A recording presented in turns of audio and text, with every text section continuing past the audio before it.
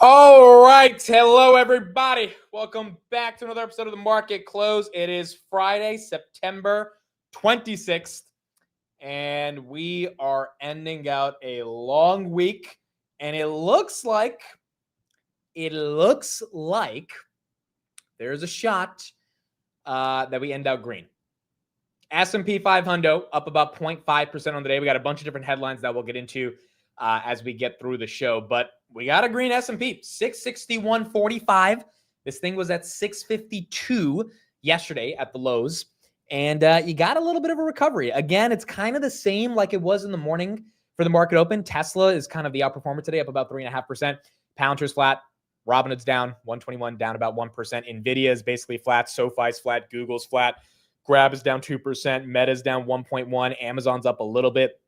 I mean, there's not that much actual price action. AppLovin is doing pretty okay. That's at, I believe, close to all-time highs, up 4%. But everything else across the board, you're not seeing that much in terms of price change. Now, the one big thing that has changed from the morning is BM&R. BM&R up about 2% right here, 50.54. Why? Well, ETH decided to wake up back above 4,000, which is not too bad. And Bitcoin as well. This all happened like an hour ago. Bitcoin now is starting to be a little red, but all of it, Bitcoin, Ethereum, MicroStrategy, BM&R, Coinbase, et cetera, all kind of flipped to the upside. So again, definitely probably some algos that work to the downside and to the upside, but that is one of the names that is starting to get back into that $50 range for BitMine. I believe Tom Lee has bought 210,000 more Ethereum this week. And also we got a Bloomberg update.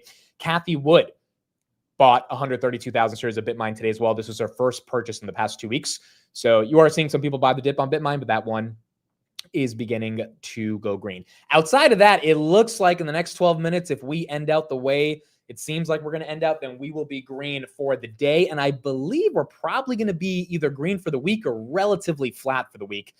Yeah, we're going to be, if we end out at this level, 0.10% down on the S&P, which is just not that crazy. So let's see how it plays out in the next 12 minutes. But overall, I think it would not be a bad week if we could even end out at these levels. Now, we do have some other macro updates and headlines. PCE this morning was very, very important. This is kind of the reason why the market even went green in the first place. Monthly core came in at 0.2 versus 0.2 expected. Yearly PCE came in at 2.7 versus 2.7. Overall, we came in at 2.9 versus 2.9 expected. At the end of the day, is it up a little bit? Yes. Is it up to the point where the market cared that much, or the Fed would like to not cut rates? Probably not. So coming in line with expectations is also a good thing. Now, update on Hoodie. We got the first hint of Robinhood banking. It's been a while. Vlad did say it was going to happen near the end of September. We didn't get any updates for the past really 5 months since they announced it back in March. We didn't get any updates at the Robinhood Summit in Vegas. Here you go. Here's the update. Vlad says we've begun rolling out Robinhood banking to the first set of external customers. And to me, this makes sense because we talked about the Robinhood credit card that was top 20 in the United States over the past couple of days. I think the credit card app is kind of the precursor to get you into the banking ecosystem. So it makes sense that the credit card is rolling out probably to a lot of the external customers that are going to get invited to the banking platform. I did not get an invite to that yet. But if I do, I'll let you guys know what the experience is like. So that's exciting. It's exciting to see that banking is officially back and getting ready to go. And I would immediately switch my checkings and savings account. The business account, because Robinhood probably is not going to have business banking, I can't come over yet with that. But my regular day-to-day checkings and savings, like bye-bye JP Morgan, bye-bye Bank of America. We're going to Robinhood. So I am very, very excited to see if we can get that rolling. And it'll be awesome to see if that plays out. Google right here up about 0.24% of the day. SoFi is down 0.5%. AMD down 1.3%. CrowdStrike up 1.7%. Coinbase up about 2%. MicroStrategy, I think above 300 after the Bitcoin pivot. Yep, just a little bit above 300, 308. It was down below that 300 level in the morning. Amit, I think Hood is looking to announce Canada in 2026. I think that would be incredible. It's going to be a little tough. And you know, Vlad told Tannor this on an interview a couple months ago that the regulations in Canada are the number one reason why they just haven't been able to expand. But given they're acquiring some Canadian companies, maybe that gets them in there in 2026. We also have Singapore coming up in 2025 or toward the end of 2025. So the expansion internationally likely will be very exciting for Hoodie. Tesla right there, 438. You got Rocket Lab at 4611. That's down 1.3%. ASTS, that's down 0.5%. How about Quantum? D-Wave is up about 1.23. IONQ, that one is slightly down about 3.65. Oklo, that stock is also down about 7% on the day. So you have some of these other names that are taking a little bit more of a beating. We know Iren got downgraded today this morning, and that's why that one is taking a 10% hit. CleanSpark, Bitfarm, all of those guys taking the same hit because of Iren. CleanSpark right there down about 5.6%. But all those stocks have had a great week. So, I mean, to end out the week, it's going to be relatively flat, which I don't think is too bad, given this was supposed to be the worst week of the year, literally of the year. And so far, it looks like it's not too bad for what we got right now. What about the mortgages for Robinhood? So that was like a trial beta thing that they put out. I'm assuming they're going to be launching that with banking, along with remittances. There's a lot of other products they're probably going to be rolling out. I don't think all 25 million people will get the banking application by the end of 2025. That's probably something they want to do in a more measured way. But if they could even get it out to a couple 100,000 people by the end of the year, that would be very, very exciting. And, I think a lot of us would want to at least participate in that system. So hopefully we see that end up playing out towards the end of the year. Now, let me pull up this clip right here by BMO. One of the guests on this channel has been calling S&P 7,000 for a very long time, even when the S&P was at 4,800 back in April. BMO Capital Markets, another firm that has remained pretty bullish on the markets, but not bullish to the point where they would upgrade to 7,000, have upgraded to 7,000 today. Here's their logic and why they are upgrading the S&P. The support. I think all the comments today have been excessively balanced. I believe that bubble is probably the most overused term in our industry. I think to have a bubble, quite frankly, means that you have to have a lot more frivolous things going on. And to keep it really simple, you have to have everybody making money. And I don't think everybody's making money. And let's just say that back in 99, 2000, and I was a strategist at Piper Jaffray during those days, and that was when the man was making money. And who's the man in Wall Street? It's Wall Street firms. And if you take two steps back and take a look at the IPO activity, the secondary activity, and the M&A activity in 99, 2000, it was quote unquote frivolous. Companies were buying other companies with stock. IPOs were being priced on no valuation, and secondaries were done at very lofty values. Now, valuation, we know, is concerning. We get that. Steve did a great job talking about this is a market that has been discounting valuation, meaning setting it aside. Why is it setting aside? Because the true secular momentum of AI companies, tech companies right now, are very different than they were in 99, 2000. They have cash. Some of them pay dividends. Some of them have great cash flow. And oh, by the way, from an earnings perspective, the technology sector has become the most discernible, consistent earner in the entire market. So with respect to our 7,000 number, that was our bull case all along. And that's why we said we've reached our bull case in terms of where we think markets are going. And that 7,000 number we first put out in November of 2024. So things are unraveling like we thought they would. And we think the bull market goes on. Lastly, on Jim's case and with respect to 1997, I think 2025 is setting the table for Goldilocks. In the last real kind of consistent Goldilocks period we had it in 2019, but it didn't last as long as it probably should have because of COVID. I believe that 2025 could very well be the table setter for Goldilocks for the next 2 years, very similar to 94 and how it set the table for 1995 and 1996. All right.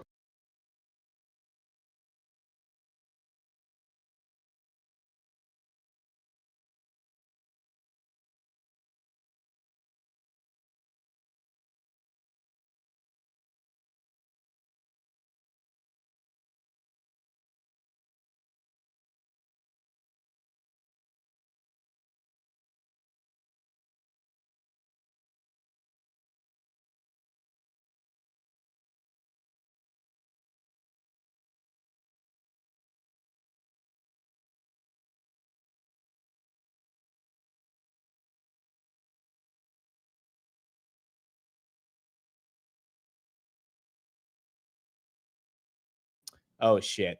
Oh, well, how long was that? Tell me that was not more than a minute, bro. Tell me that was not more than a minute. That was, what is going on, bro? That was a minute. The muted comment started at 3:55. It's at 3:56. That was 1 minute. That's not too bad. That's better than what it was on Monday. On Monday, it was like 2 minutes and 45 seconds or something. Sorry. Dude, it's a Friday, bro. It's like this is what happens on a Friday. Anyway, what I was saying, dude, we got to rewind and see what I sounded like. Good, or watch what I sounded like, because we couldn't hear what I sounded like. What I was saying is, the reason they're upgrading it to 7,000 is because of earnings growth. As what Brian said right there, if S&P earnings growth is going to be double digits, not only in Q3 but in 2026, it really sets up the environment for 2026 to be very effective. Along with the fact that you've got rate cuts coming, the talk of the bubble is healthy because it means there's skepticism, but it also means that there's enough people doubting it. And if there's enough earnings growth to continue to prove that the doubters are wrong about the state of where AI is growing and where this earnings fueled momentum is coming from, that is likely going to mean more money comes into the market and decides to get into these names, which is why I think that $7,000 target is not that crazy and hopefully sets up a strong 2026. Now, what I was saying about EA is the reason these guys are up 15% on the day is because the Saudis are taking Electronic Arts public, or private, I should say. They're taking them private. I'm not still muted. There's no way in hell I'm still muted. I'm not going to believe that. There's no way. Am I? Did I better not be Yeah, I'm not. There you go. Thank you, Austin.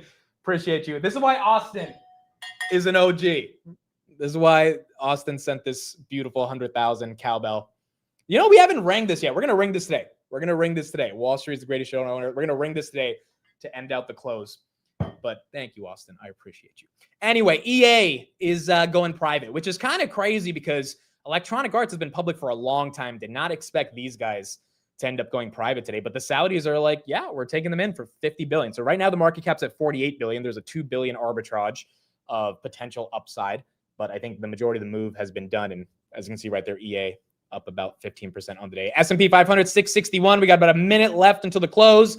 Grab at 612. SoFi 28. Palantir 177. Hoodie at 121.76. We will have Steve joining in a bit, and we'll get his thoughts on the market. I think he's going to find it quite amusing that Wall Street's now catching up to a $7,000 price target. So he'll likely give us some comments on that. But he'll be live in a bit. We'll get his thoughts, and we'll end out this Friday. It's been a long week, dude. This week actually has felt pretty long. It's the second week of consistently doing the market open and market close ever since all the traveling in September. So very excited that we got through the week, and now we get to end it out. And it's a pretty decent week. It's not a horrible week to end out for the broad markets, especially because it's basically ending out September, and September has not been as crazy as what a lot of us thought it would be when we went into it. So here we go. Thank you, everybody, for being here. Friday, September 26th, 4 p.m. The stock market is now officially closed.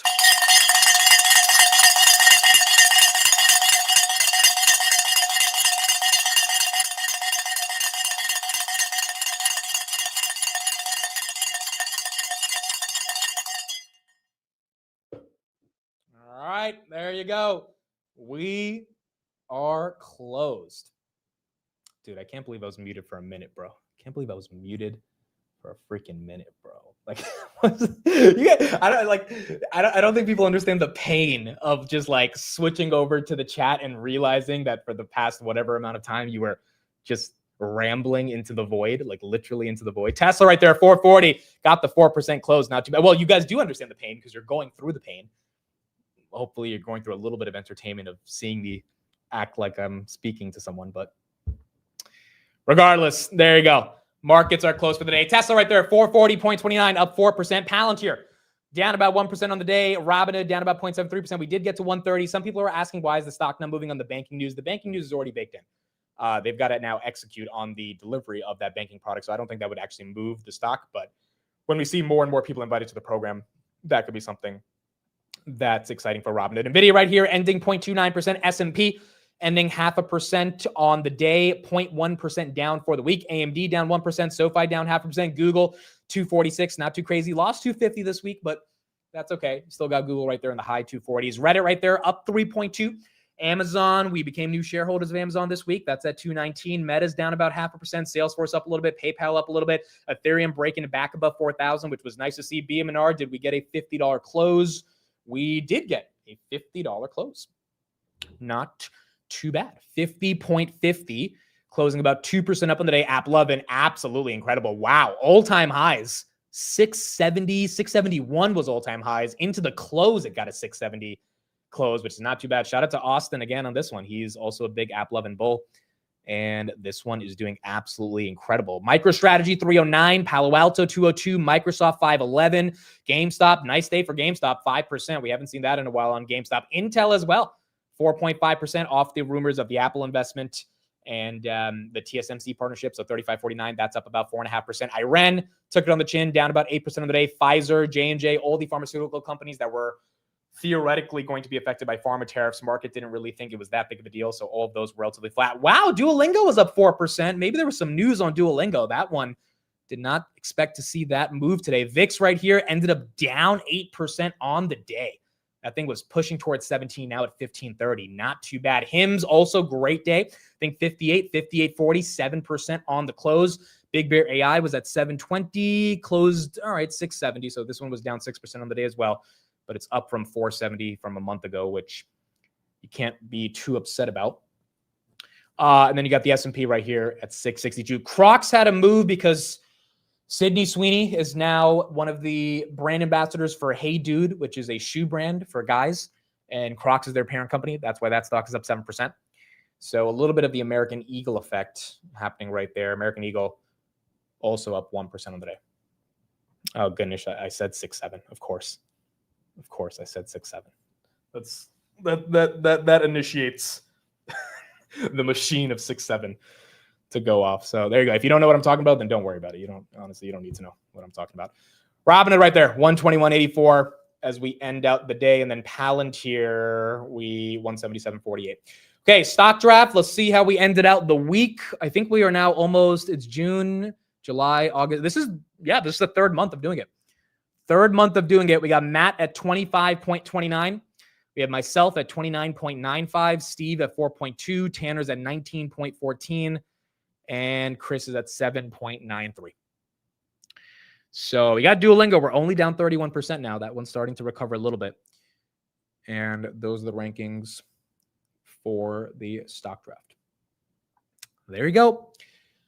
There you go. All right. So Steve should be on, I believe, in about 15 to 20 minutes. I sent him the link, but he tends to be a little late sometimes. So we will get to him when he's on. There's a bunch of other different headlines that we've got to end out this Friday. I think, let's do year-to-dates. We do that every Friday. What do we got on the year-to-dates? Everyone probably took a little bit of a hit this week, but I don't think it's too crazy. So last time I showed you guys, it was 150. We're now at 143.7. 143.7 is what we have on the year-to-date. Shout out to Matt Money. Dude, Matt, your next decade, it's freaking making a nice little move. This stock was up 3% on the day. If you bought it anywhere below the 650s, not too bad. You're basically buying with the insiders as well. So there you go. All right, Brandon, 168, early days, 77, World is Blind, 51, Federico, 50, J-Deck, 208, Kyle at 94, you got David at 128, Chuck at 20, Moon at 118, Roadrunner, 27, Alicio, 33, Jay at 55, Cirky at 106, Scissors, 139. Again, I'm seeing pretty much that 40 to 50 kind of average right here. Austin at 77, Luigi at 43, Belly at 94, Anon 96, Ray 116. Again, it's not too bad. Most people are crushing the S&P, and we're just hoping, at least I'm just hoping, by the end of the year we can maintain these gains. Like if we don't have any more than this, that's okay. But if we can just hold on to this, then I think a lot of us will be very happy. Sometimes right here, 124, Kevin's at 107, Brandon at 106, Rock at 154, Joe at 57, Drew at 60. Yeah, it feels like around that 30 to 50% is the average. Julian, 25, Steven, 28, Grand at 58, Sports and Stocks, 26, Sean, 27, Greg, 45, Caesar, 63, Chad at 96, Aurelio 122, Nolan 87, Dan at 97. It's pretty incredible, dude. It's pretty incredible. It is hard to get a return on your capital. It is not easy. It just in anything in life, right? When you put money in, it's hard to put in $1 and get out $1.50. So should be very, very, very, very proud of these returns. And now we just got to make sure we can hold on to them towards the end of the year. The heat map for the day as we ended out, I think is relatively green. Yeah, pretty much. Costco was the only one in the defensives that took a hit, down 3. Meta was the only big tech company that took a major hit. AMD and Broadcom took a little bit of a hit. Oracle down 2.7, Apple down a little bit, Amazon, Tesla. I'm not sure why Tesla was up 4% on the day. Maybe there's a headline I missed, but Tesla really got some love.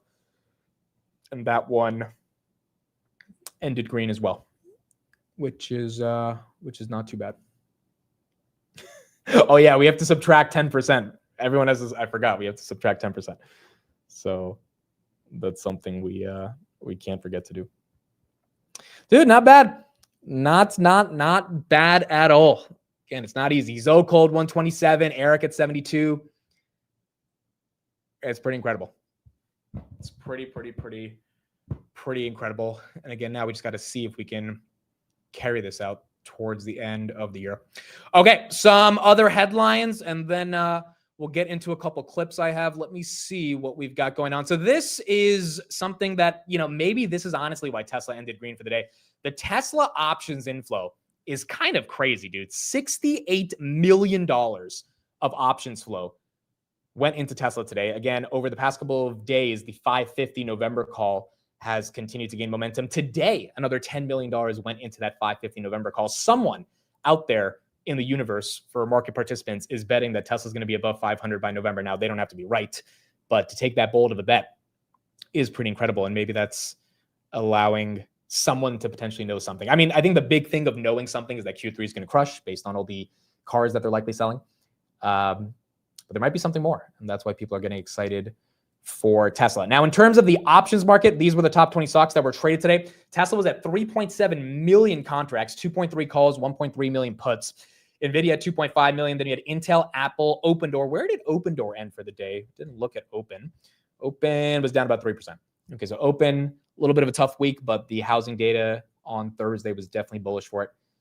And that's what helped it get above that $8. It was almost below 7 at one point. Palantir then at 861,000 contracts. MicroStrategy, I bet Palantir also did get a $100 million IRS contract today, which is very good. Sole source, meaning there was no competition for it. So that was another piece of news for Palantir. Then you have MSTR, iBit, Amazon, AMD, SMCI, CoreWeave, Wolf, Oracle, Hood, Iren, Marathon, Rigetti, Meta, and Ford, which had its highest levels since July of 2024 today, primarily because of the new trucking tariffs that Trump is putting on any company that imports a foreign truck, which means more demand should come to domestically produced trucks from Michigan, which would result in Ford likely getting some of that momentum. So Ford right there in the top 20 stocks that were traded today.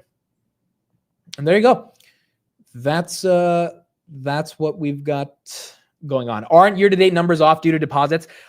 That's not how I necessarily think it works. Like, at least from my understanding, if you put in 20,000 into your Robinhood account, your year-to-date does not change because you added 20,000. You just, Robinhood's algorithm just factors in your 20,000 or your 10,000 or whatever it is. And, ultimately you have to keep performing for that year-to-date to go up. So maybe some brokerages are a little bit off in terms of how they calculate it, but I've never noticed that for me. Whatever money you put in is just part of your overall portfolio. It lowers it for some of you guys. I've never seen that.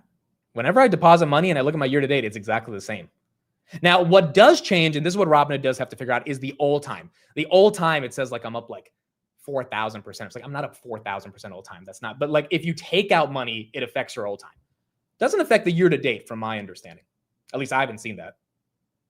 IBKR counted as a percentage gain, really? Okay. Well, regardless, even if, account for the percentage error of -5 or 10%, if you're up 65% instead of 70%, then it's still a pretty good year. But yeah, I don't know how many people actually like follow their exact year to date via an Excel sheet and calculate the exact numbers. Most people do it off their brokerage. So that's kind of the basic number we go off. But I notice my old time changes like crazy if I take money out. If I deposit money, my year to date doesn't tend to change. I mean, the reason my year-to-date went from 150 to 143 is because Grab fell this week, Robinhood fell this week, like a bunch of stocks fell this week. So it makes sense that 7% got taken out. Yes, Vlad needs to bring money-weighted time returns. That's exactly what it's called. They don't have that yet. And that would be nice for them to bring out. All right, Tesla, 4%. Well, another reason Tesla was up today and ended up the day in the green is they got a new upgrade on the street by Dan Ives. Here is what he had to say today for Tesla to 600, which is his new price target. Wedbush Global Head of Technology Research, Dan Ives. Dan, you are getting even more bullish on Tesla. Tell us why. I mean, look, I think this is now going to be the start of probably the most important chapter of growth ever for Tesla. In terms of autonomous, I believe we're going to see 30 cities, potentially over the next 3 to 6 months. And that's going to be the start. Because, Courtney, my view is that they will own 80% of the autonomous market. And that is not being factored into the stock. I mean, that's why I think this is $2 trillion for starters. Ultimately, will be a $3 trillion market cap. This continues to be, in my opinion, the most undervalued true AI play in terms of physical AI play out there. But how long is it going to take them to get to that type of market share in autonomous? Oh, I think as we go into later this year, and I think especially once we go through the shareholder meeting, when Musk gets pay package and ultimately Tesla gets approved for the XAI investment, I think investors are going to start to realize when this gets rolled out to another 8 to 10 cities over the next few months, and you start to see the scale of ultimately cyber cabs, I think that's where the bell goes off. I think investors right now, there's still skepticism because of the core business, which is actually stabilizing. We'll see that next week. But I think this is all about autonomous and robotics. I think this, along with NVIDIA, the two best physical AI plays in the market. And Musk now is back to wartime CEO. And that's what you need in terms of this AI arms race. Wow. And so your target is going from 500 to 600. And I think the average analyst estimate is somewhere around $342. And you think that is all because of autonomous? Well, yeah, because I think when you look out when you think of golden goose for AI, it's autonomous and ultimately it's robotics. And that's going to be Optimus. And I think Tesla right now is on the verge of what I think is going to be a period of hypergrowth. I think that's something that's not being factored in, is a lot of investors just continue to paint it with the same brush. And all the work we're doing is showing that this is an acceleration that's about to happen. That's why we raised price target, continues to be one of our top picks in this fourth industrial revolution. Do you think that there's still some political backlash with those that didn't agree with Elon Musk or don't agree with Elon Musk and his association with the Trump administration, whether they're enemies, friends, frenemies? I don't know where they are right now, but how does that play out into demand for the vehicles themselves? Yeah, I think you almost have to separate. I think, look, in Europe, there's clearly still brand damage, and we see that in terms of the numbers. But I think some of that is going to fade, over time, as well as in the U.S. Look, there still could be, like we said, 5-7% permanent brand damage. But I think the broader view here is that they're really going to own what I view as the autonomous world, the autonomous market. And you talk about with Trump and the BFF to the enemy and back now. I think it's all about regulatory. I think Trump administration is going to accelerate the federal roadmap in terms of what's going to be bullish for autonomous. And that's going to be, very important in terms of laying the groundwork for what I believe is going to be acceleration of this autonomous strategy. And I think that is how Tesla is going to be viewed. This is not just for Tesla, but for Musk, most important chapter of growth in its history. He's bullish. He is bullish on Tessie, ending 4% of the day. I put a poll in the chat. Curious to see what people are thinking.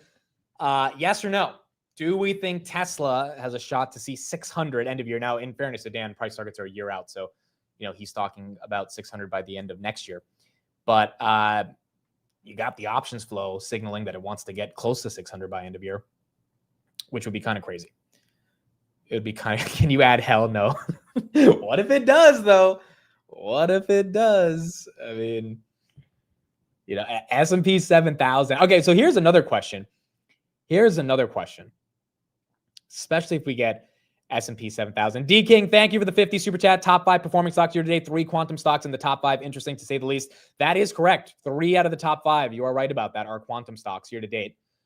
It's quite incredible. I mean, quantum stocks over the past 5 years, they quite frankly have demolished the entire market. So yes, 3 out of 5 of those top 5 stocks year to date are quantum. If you go by S&P 500, it obviously changes, but you do have some pretty incredible names this year that are up year to date. Here's the question. If S&P's at 7,000, which of the Mag 7? So the question is, which of the Mag 7 has the biggest alpha move from here, from today's prices? We pull up the Mag 7 watch list. And what price do you think they get to? So right now you got Microsoft at 511, Meta at 745, Google at 240, Nvidia 178, Tesla 440, Amazon 219, Apple at 250. S&P 7,000 from these levels, let me just make sure this is correct, would be a 7% move, 6.7%. So a 7% move on the index. What does that get one of these bad boys to by the end of the year? This would be a good question for Steve too. So we'll ask him that. Amazon 290. Amazon 400's it. That's a bit aggressive. I think that'll be tough. That would be very nice. I don't know if we get there. Amazon 300. I'm thinking like 250, 260, but 300 would be wild. Google 300 actually to me is the most believable out of the ones that I'm seeing. Nvidia 200, 210 also believable. Meta 1000. That's, I feel like more Meta 850-ish versus 1,000. Then again, we're talking about 7,000 S&P with like end of year momentum. I mean, we could see some pretty hardcore names that get some love. Google 350, Amazon 280, Hood 200. Yeah, maybe Hood could get 200. But in terms of Mag 7, we got to see how this could kind of play out. Tesla 600. I think Tesla more so like 500-ish if we get S&P 7,000. But then again, that's a 7% move on the index. That's a big move. You got to ask yourself, what's going to carry the S&P to get to 7,000 as well, right? And these are the names you're looking at right here comprised. Actually, I have a chart on this. These are the names. Yeah, the top 10 largest U.S. stocks reflect 78% of the market cap, which exceeds the previous record set in the 30s by 3 percentage points. This is above the dot-com bubble when the percentage was 74%. And by comparison, in the 1980s, the weight of the top 10% was below 50%. So the top 10 stocks as a percentage of the S&P's 500 market cap is at a record 41%. If we get 7,000, you would have to imagine those 7 stocks plus an Oracle, a Broadcom, et cetera, are going to be doing a lot of the heavy lifting, which means those names might continue moving. So 550. Yeah, maybe so 550. With SoFi's just got to get a really good rate cutting set of tailwinds in place. But it would be pretty awesome to see that. Nvidia 215, Broadcom 400, Amazon 275. Okay, so the main ones I'm seeing are Google 300, Amazon 280, and Nvidia 210.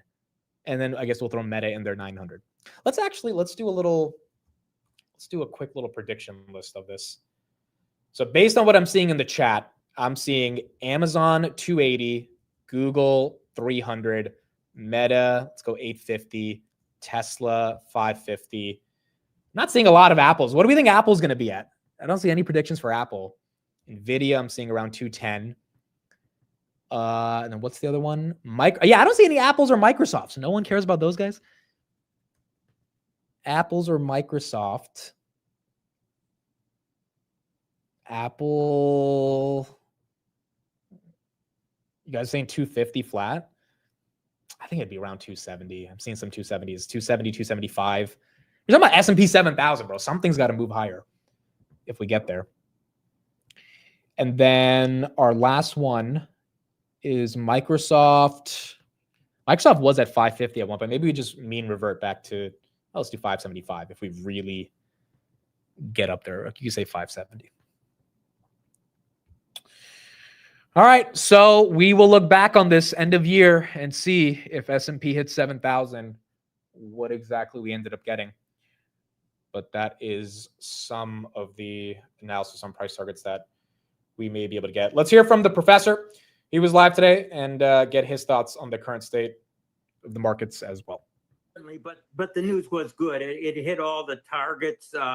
Nothing, no upside surprise. And yesterday, strong economic data. I think that both on the trade deficit going down and on the durable goods report. And I think all forecasters have now raised their GDP estimates for the third quarter. So with tame inflation, stronger real growth, I mean, these are all good signs for the stock market.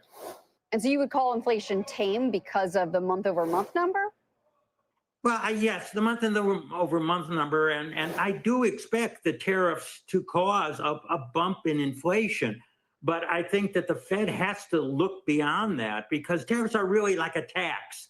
And, that's not a sign that there's too much demand for goods in the economy. That's what the Fed has to look out for.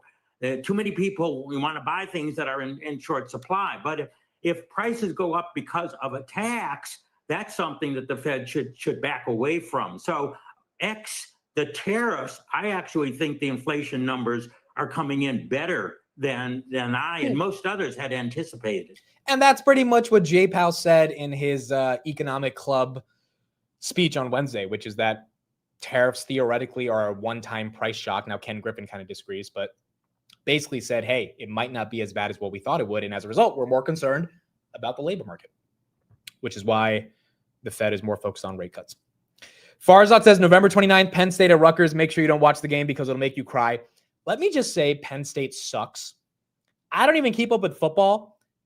I went to Rutgers, and I don't really care about Rutgers football. But I just want to say Penn State sucks. Because Penn State sucks. Penn State is like, dude, I'm not going to lie, Farzad. Penn State is seen as like, it's just seen as like a garbage university, number one. Sorry to hurt your feelings. It's just true. It's seen as like the place you go to when you can't get into Rutgers, quite frankly. And number three, their football team is just like, I wouldn't be bragging about them if I were you. So, yeah, Penn State is not, yeah, you're laughing, but it's true, dude. Like, honestly, no one respects Penn State. Like, who actually, like, there are people that, Rutgers is a really good business school. They have a top 5 philosophy program in the country. They're well respected. Rutgers almost was an Ivy League. They gave up joining the Harvards and Yales back in the 1800s because they wanted to be more accessible to people in New Jersey. What does Penn State have going for it? Like, what type of name is Penn State? Like, classic Rutgers. That's not even dude, I'm not even like some Rutgers patriot. Like, I'm not like that patriotic to Rutgers. Like, I love Rutgers, but it's like, dude, Penn State? Like, are we, like, what? I'll put up the poll, bro, but like, Penn State or Rutgers? Like, we know at the end, Dan Ives is a Penn State. I get it, but still, it's like, it's not it, bro. It's just not it, dude. No one respects Penn State. Rutgers is Penn State's little brother. Hold on. What is Penn State's football record? I know Rutgers is a bad football team. I know that already. So, but it's not like Penn State is that much better. It's not like it's that much better. Yeah, I mean, like, looking over their past couple of years, it's not like it's that much better. It really isn't. It's better than Rutgers. I'll give you that. They were 13-3. Rutgers was 7-6. Like, it's better than Rutgers, but I wouldn't say it's the best. Okay, what do we have in the poll? Well, all right, 60% of you like Farzad more, I guess. I made go listen to some Metallica. No, in all seriousness, I really don't have a dog in the race. I mean, I don't care too much about Penn State or Rutgers, but I didn't even know they were playing on November 29th. I will tune into that. It's always fun to see the rivalry in the football games. Yeah, law school at Rutgers is phenomenal, bro. Like, Rutgers really does have some amazing components to its overall ecosystem, whether it's business, philosophy, law school, etc. Their chemistry program is amazing. Their science program in general. But Penn State is way better than football. That's fair. Watch Penn State this weekend, whiteout against Oregon. All right. Well, look, I hope they do well, Farzad, because at the end of the day, I want you to do well. But, dude, can we bet on that in Robin? We have to be able to bet on Penn State. Maybe I have not done a single prediction market. Maybe I will do my first one for Penn State. And if I lose money, we'll blame Farzad on it. If I lose money, we will blame Farzad. All right. Yep. I'm going to do it. I'm going to do my first prediction market ever on Penn State. And we can blame Farzad. But, all right, so there you go. That's what you got from Siegel, from the professor. Again, he's relatively bullish that the rate cutting cycle is going to stay intact. 662.29 on the S&P. Iran CEO will be live on CNBC in a couple minutes. All right, we will take a look at him. We listened to him for the first time on Yahoo Finance a couple of days ago, and I was impressed. I think he was able to well articulate the state of data centers and where all this is going. Again, we had those Jensen clips that I shared in the morning. Just a lot of stuff from Jensen talking about how big this industry can be, where it's going, and how much momentum he thinks there exists in the overall ecosystem. This is a clip that I didn't play, but this is Brad Gerstner calling NVIDIA to 10 trillion. And this was Jensen kind of explaining that people fundamentally misunderstand what NVIDIA even is. So I heard this from one of the CFOs at one of the hyperscalers, that given the performance improvement, right, that's coming out of your chips, again, precisely to that point, tokens per gig, and power being the limiting factor, right, that they had to upgrade to the new cycle. So when you look ahead at Rubin Ultra, at Feynman, does that trajectory continue?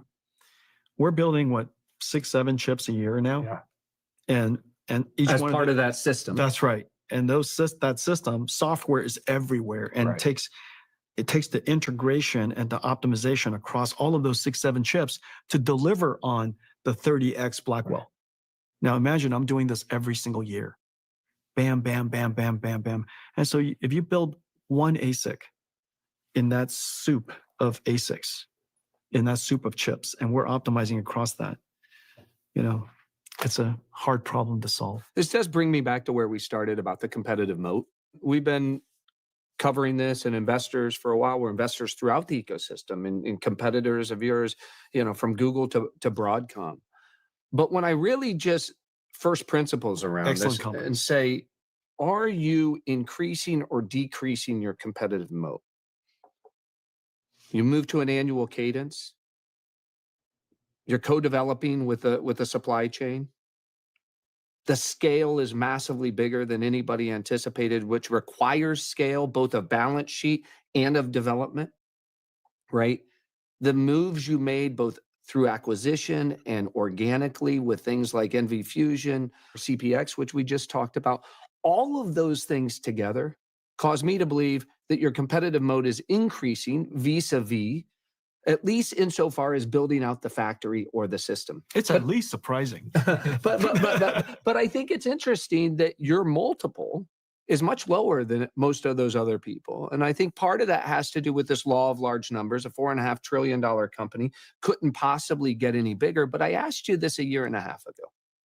As you sit here today, if the market's going to, AI workloads are going to 10x or 5x, we know what CapEx is doing, et cetera.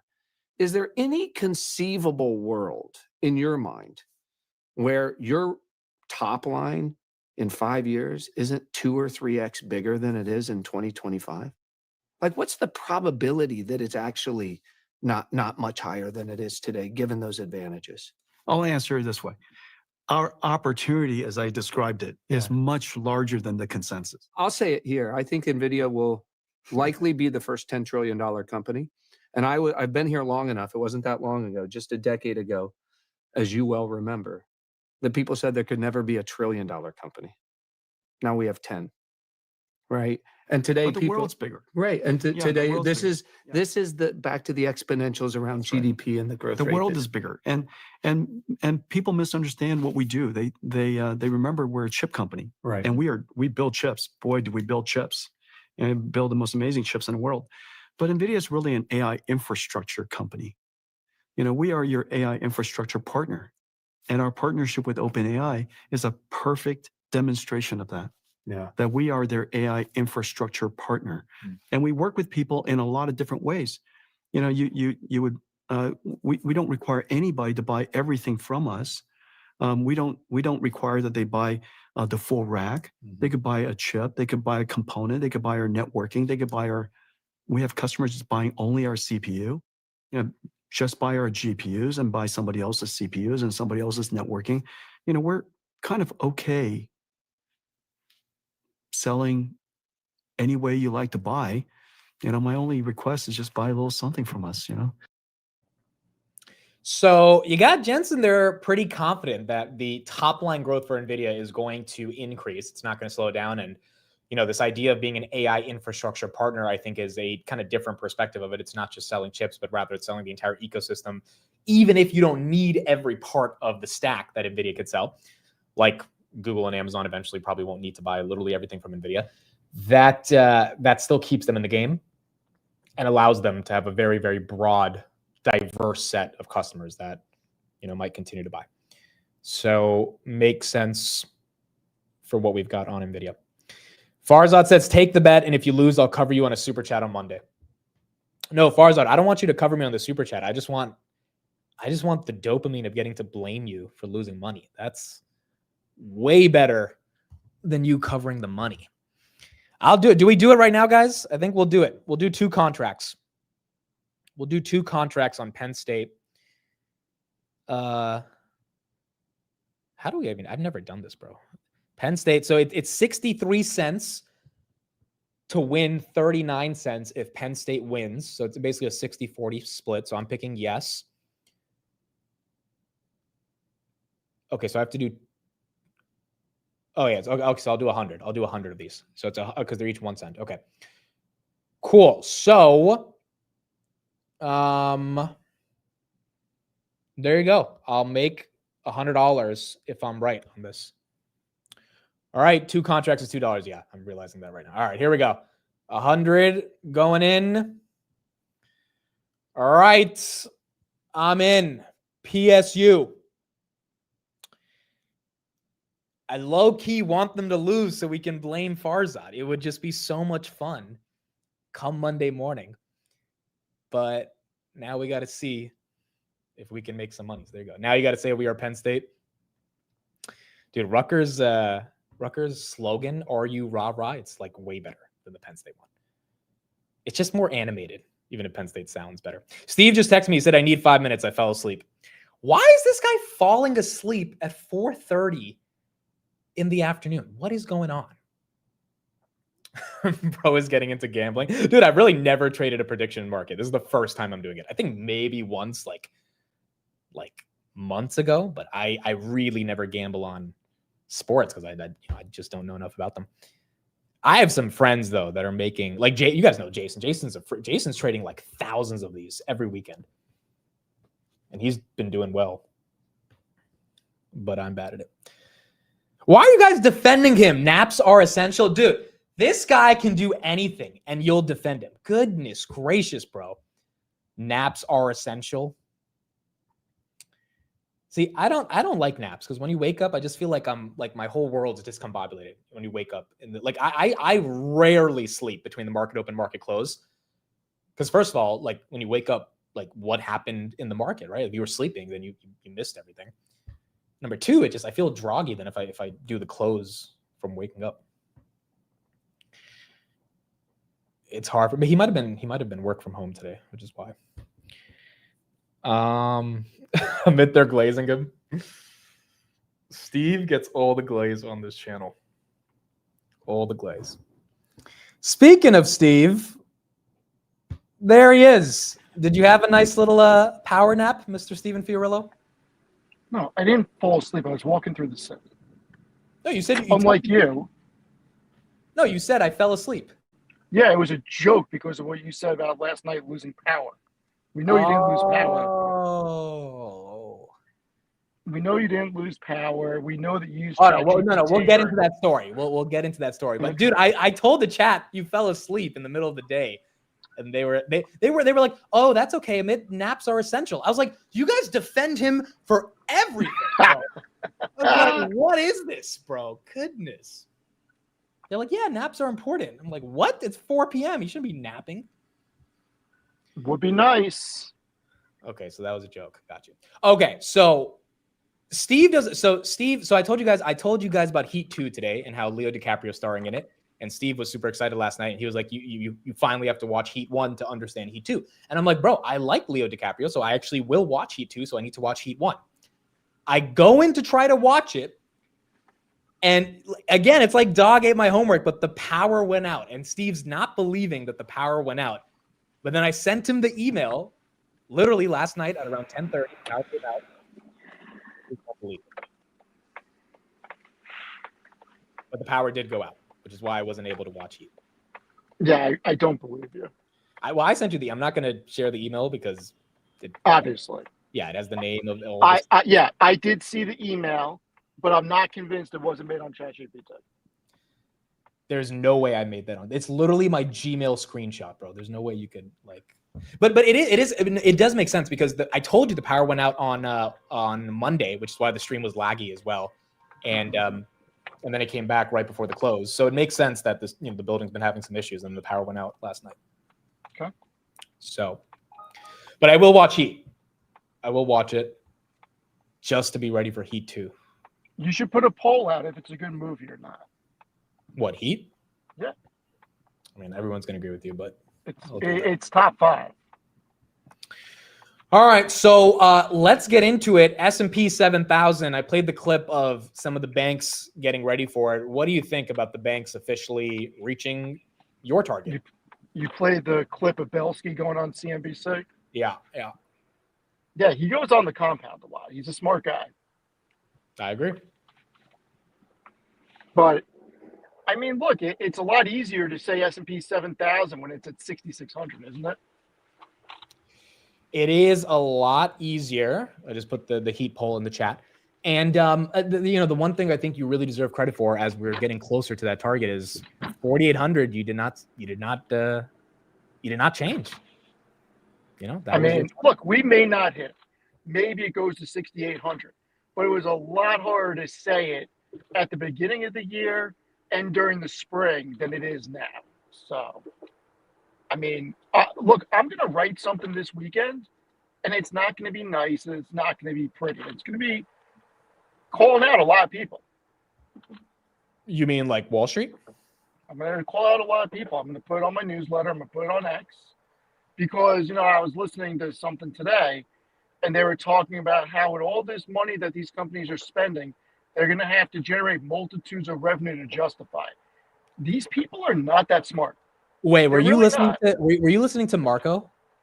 I don't know who I was listening to. It was on CNBC. Oh, I was. So the biggest bear did one of the biggest bears of AI did a podcast today. I was listening to his take, and he was just like, "It's all full of shit, and none of it's real." No, it didn't. What I was listening to did not sound like that. I can find it when I'm done driving. It's obviously my YouTube history, but I'm pretty sure it was CNBC because it just goes through CNBC clips. But so your letter is going to kind of be a message to all the people saying it's all fake, basically. Yeah, because here's the problem with anybody saying it's fake, or here's the problem with people saying magnitudes of revenue needs to be generated just to sound smart. You don't sound smart at all. Here's why.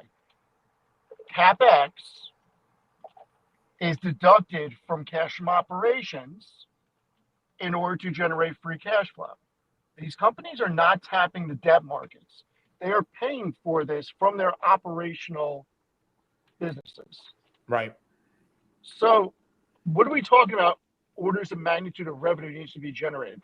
Has anybody seen the revenue that Alphabet puts up or Microsoft? I mean, has anybody seen their profitability? Has anybody looked at the amount of CapEx that they are spending versus the cash from operations that they're generating? This isn't 99. Like, these companies are organically paying for this. Yeah, and I do think there is an argument that, and I wonder if you agree with this. Are you at least happy that there is so much skepticism about AI? Because it proves like that, there's a counterparty that's not super euphoric about the markets. I think you need skepticism in order for outrageous valuations to happen. Yeah. And in that respect, I'm happy. But I'm not happy that things are getting distorted, and you have people that are going on serious financial outlets that are broadcasting globally and saying these things, because obviously they haven't read a freaking cash flow statement lately. Yeah, and the only company that has tapped the debt markets is Oracle. It's Oracle. And Right. Who cares? It's Oracle. Like, or is anybody really going to care that Oracle just tapped the debt markets for 10 or 15 billion? No. Not at all. Not at all. It's Oracle. Yeah, this is not Amazon. It's not Nvidia. It's definitely not Tesla, not Google. But what I mean by that is it's not some company that's a brand new company. Like, it's an established company. Nobody's worried about Oracle not paying that money back. Correct. I mean, That's what their I'm saying. CDs are paying 6.25%. It's just Not bad, you know? And the reason they're getting that rate is because investors are confident they'll be able to get that return. the fact that there's people out there saying that, so much money has to be generated from this spend, that there was $1 trillion spent this year, et cetera, et cetera. Well, they obviously haven't realized that Alphabet generated over $100 billion in net income in the trailing 12 months while spending this ridiculous amount of money that they're claiming. Yeah. It's just annoying to me. That's all. Okay, so given you have stuck to S&P 500 7,000 throughout the entire year, I am curious about your answer to this. I asked this question to the chat, and so let me read the answers first, and then you can give me your take. The question was, if the S&P is 7,000, which Mag 7 has the best risk reward from today's prices, and what price do you think by end of year the Mag 7 would be based on S&P 7,000? So the chat kind of collectively came up with Amazon will be 280, Google would be 300, Meta would be 850, Tesla would be 550, Apple 270, Nvidia 210, Microsoft 570. If you had to pick one, which one of these kind of sounds reasonable to you? I think 5 of them sounded reasonable to me. I'm assuming Tesla didn't. Correct. Okay, so if Tesla didn't, then probably what? Microsoft didn't either? No, I think Microsoft sounded reasonable. Maybe Apple. Apple At this 270? point, Okay, maybe. that's fair. But the rest all seem viable. Yeah, and look, obviously we're just dreaming right here, assuming it'll happen. But if it does happen, these are 50% of the index. These names probably have to move if we get a 7,000 S&P. And so... Or you get a broad-based rally with the rest of the S&P. Which, honestly, I know a lot of us have Mag 7s, but that would be the healthiest way for this to play out. Yes. I wouldn't be mad at either situation. Yeah, if the 493 step up, I would not be mad about that as well. I'm assuming you didn't catch too much of Jensen's interview last night with Gerstner. I didn't catch any of it. Okay, so basically Jensen said the NVIDIA TAM for AI could be $5 trillion annually, and that we have already seen over $1 trillion of AI revenue come in, referencing companies like Meta, Google Search, YouTube Shorts, all this stuff. TikTok is not possible because of AI. And so his response to the skeptics saying, where's the AI revenue? He's saying AI-driven revenue is already happening, and it's likely in the $1 trillion range. Oh, yeah. I mean, you got to think about it. Instagram and TikTok, their business model is powered by AI at this point with their algorithm. Yeah. Yeah. And it's if that algorithm isn't as good as what it has become, then obviously those ads don't monetize as well either. So makes sense. NVIDIA right there, 178 on the day. BM&R back up to 50. Did you take a bite at any of these two today? I was going to buy more of that in NVIDIA, but I was so busy today, I didn't even have time to log into any of my accounts. Wow, you were that busy? Yeah, busy day. So that's why when you were sleeping, I was like, what? How are you sleeping, dude? No, I wasn't going to call in the StreamYard. I mean, I was walking through the city. Okay, that makes sense. That makes sense. Google right here, 246. Amazon, 0.83%. And the Meta, 0.79. So Meta's at the lowest levels it's been at in the past couple of months. Amazon obviously looking like it wants to break out. It's one of the only Mag 7s that hasn't moved. And Zuckerberg shouldn't have done that press conference. You think it's because of the glasses? I mean, at least if you're going to end it on a run, show it through the eyes of the runner, I agree. I think that was the issue. And I also think, unfortunately, and I don't know if you saw this yesterday, but the chief AI officer at Meta tweeted, excited to share Vibes, a new feed in the Meta AI app for short-form AI-generated videos.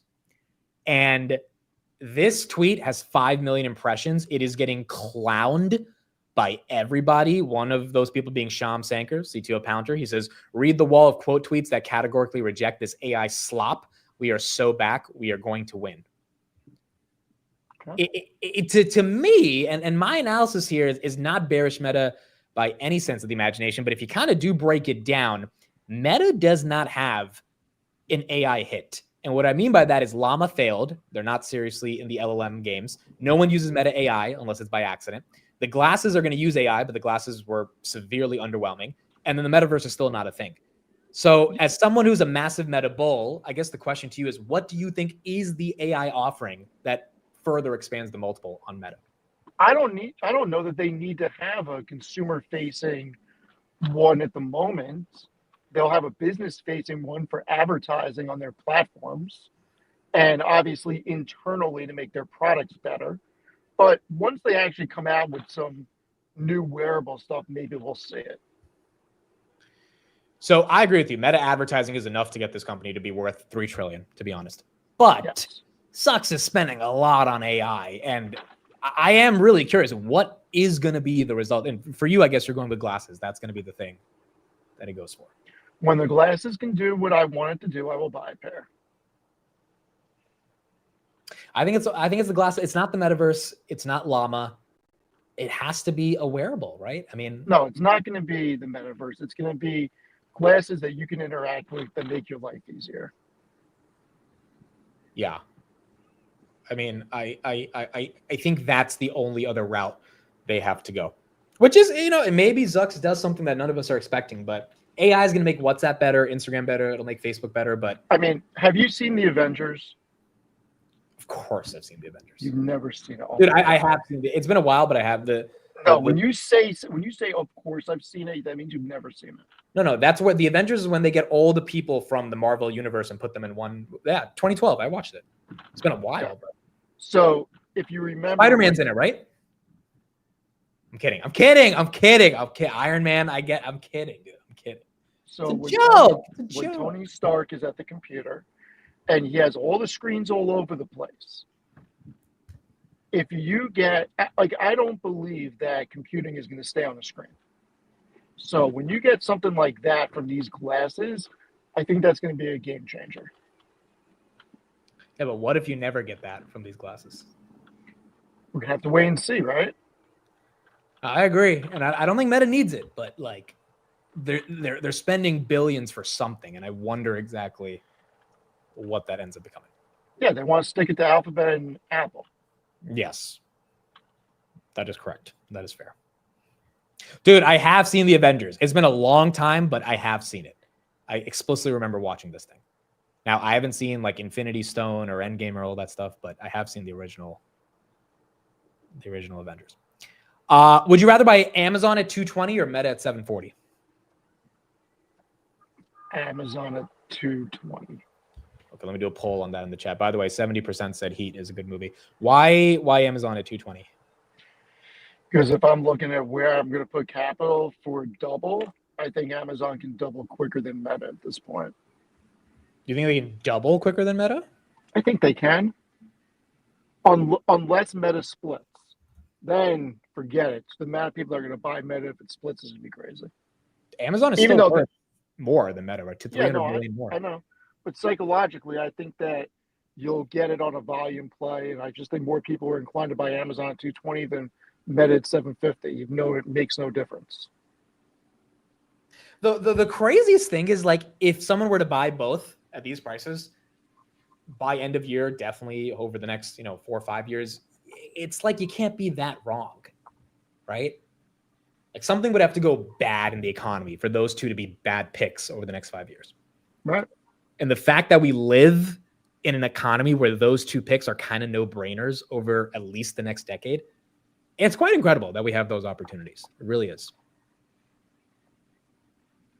Which is nice to see for a company like Amazon or Meta. Yeah, Amazon absolutely is a free cash flow monster as well. Yeah, where they do like 70 billion or so free cash flow. Yes, roundabout 70 billion. Someone says, what is Steve's price target for ETH end of year? I think we already said like 7,000. Yeah, I have no idea how to even come up with a realistic number. I mean, 6,000 to 8,000. I don't know. Yeah, and I shared this today. Again, I'm just looking at the raw numbers, dude. I'm not looking at hopes and dreams. 306 billion of stablecoin supply. 52% of that, 159 billion, is on Ethereum. Like, this is just so obvious. I don't know when ETH goes crazy. I don't know when BMNR goes crazy, but this is just math. The Yeah, I majority. mean, I bought more last night. So And I know people love Solana. Solana's at 14 billion of this supply. And like, maybe that continues to, and there's a lot of people that are like, well, Solana is the better blockchain, this and that. I'm like, dude, that's fine. But Wall Street is buying Ethereum. They're not buying Solana. so here's the difference. That's all that's the subjective, right? It's all opinion based. That is also true.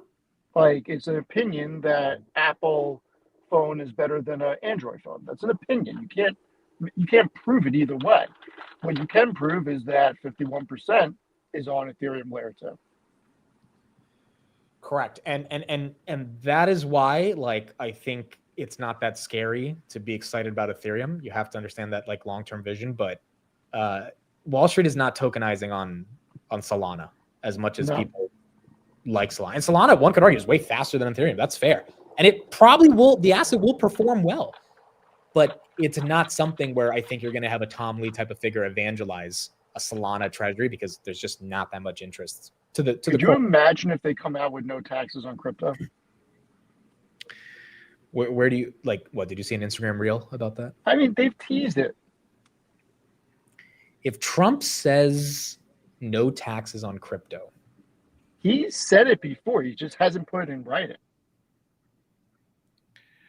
no, he has said it before. You're right. He has said it before. Yeah, the problem is if they do that, they would have to top it off with no capital gains tax, and I don't think they would ever do that. I mean, that'd be amazing. Dude, but like, it's not crazy to imagine that, because freaking Trump owns a crap ton of crypto, right?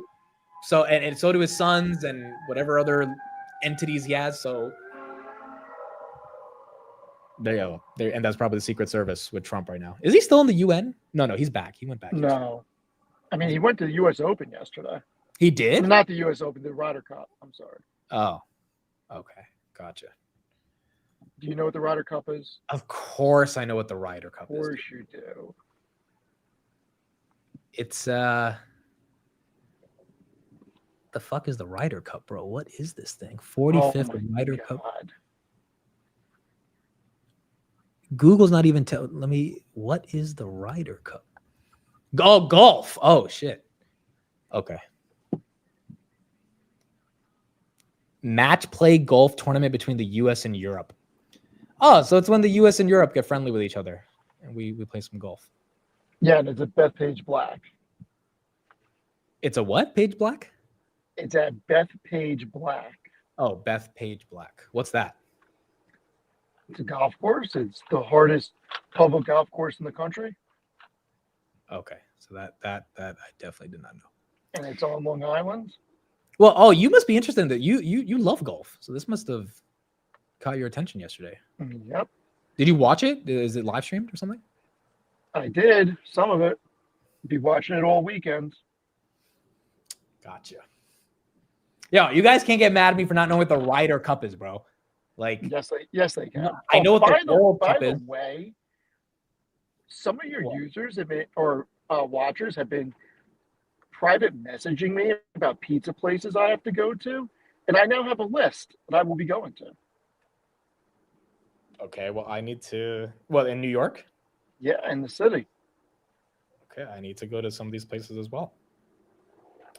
It's good. I think we have a decent amount of New York people here, so. Yeah, I mean, one of them, I never even heard of the place. What's it called? It starts with a C. It's in my XDM. I don't remember it, but it's down in Little Italy. I've never heard of it. It's crazy. Bro, have you been to Italy? No, but I know what it is. I went with Amir and Arnie, and it sucked, bro. It was not like, it really wasn't that good. Yeah, those types of places don't do anything. Do you know Di Fara's? Please do not say that. Why? What's wrong with Because it's one of the best pizza places in Brooklyn. And it's not DFARS, it's DFAR. Okay, bro. What are you getting mad at me for? Like, I'm just asking the question. Like, that's all. Anyway, all right. So S&P 7,000. You're still sticking to it. I want to talk about this new stock you wrote an article about. British American Tobacco. I'm linking this right here in the chat for people to read. Why do you think this stock is undervalued? It's not really a new stock. Well, a name that I guess you could say is. What the fuck? Fucking people.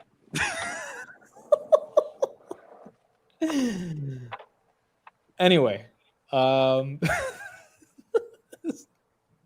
So British American Tobacco is trading at like 9.5 times free cash flow. Oh no, was that, dude? From going from that to that was just. Anyway, continue. Go ahead. Less than 11 times forward earnings. They're generating a 35 or 37% free cash flow margin. I think they produce around 12 billion in free cash flow. And the narrative about tobacco has been the same overhang for 3 decades. And it's up 45% year to date. Yeah, in the past year. I mean, it's going to go higher. These companies are absolute cash cows. They're buying back billions in stock, paying big dividends. And look, with a dividend that's almost 6% in a rate environment that's decreasing, I think these companies are going to be magnets for capital coming back into the market. And even if you hate tobacco companies, they're cash cows with great margins, and nobody's worried about them cutting their dividends.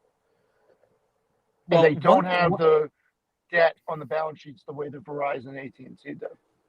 Okay, so I was going to ask about that. What do you mean? Because they do have debt.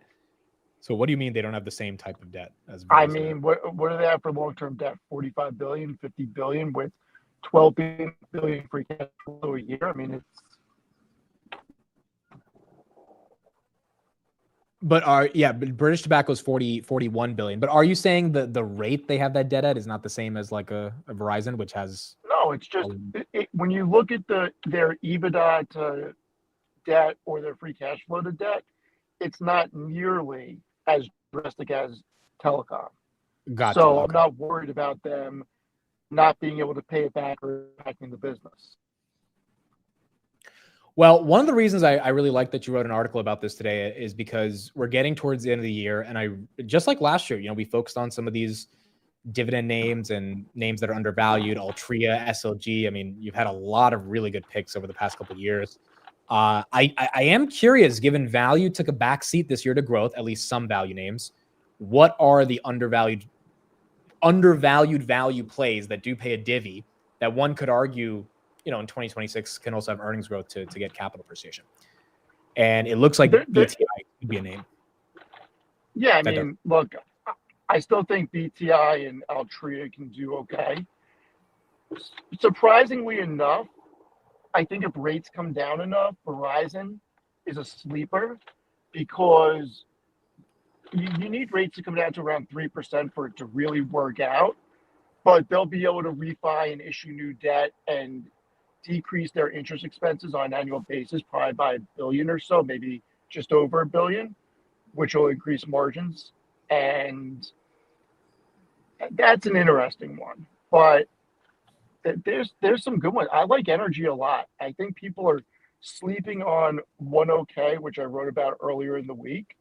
I think people what's the ticker for that? OKE. OKE. Okay. They have 60,000 miles of pipeline in Middle America, connect a lot of strategic hubs, huge refined products and crude business. They acquired Marathon and EnLink and another company. I mean, they're just powerhouse. Are you still a fan of Kinder Morgan? Yeah, but not as much as Energy Transfer or Enterprise Products Partners or Enbridge. I mean, they're good. I own them, but they're not my top 5. Okay, and the underlying business model on tobacco, you don't think people are going to stop smoking, so you think that's not? I think they're transitioning. I think it's not just combustible cigarettes. It's oral tobacco, it's heated products, it's vape. I mean, there's a lot of innovation going into it. Look at Europe. Europe smokes a lot. Third world countries. I mean, it's not. You can't. This is a global company. It's not just about the U.S. market with British American tobacco. Bro, you would think New York makes up 90% of their market. I mean, the amount of people. Let me tell you something. I was walking up Third, and I was passing the subway station on 53rd. Now there's a lot of cops out, okay, because of the UN stuff. And there are these people just sitting on the ledge of the stairs to the subway, just smoking a blunt, like cops. No joke. Oh, but it's legal. It's legal in New York. That's I know. I can't get over it.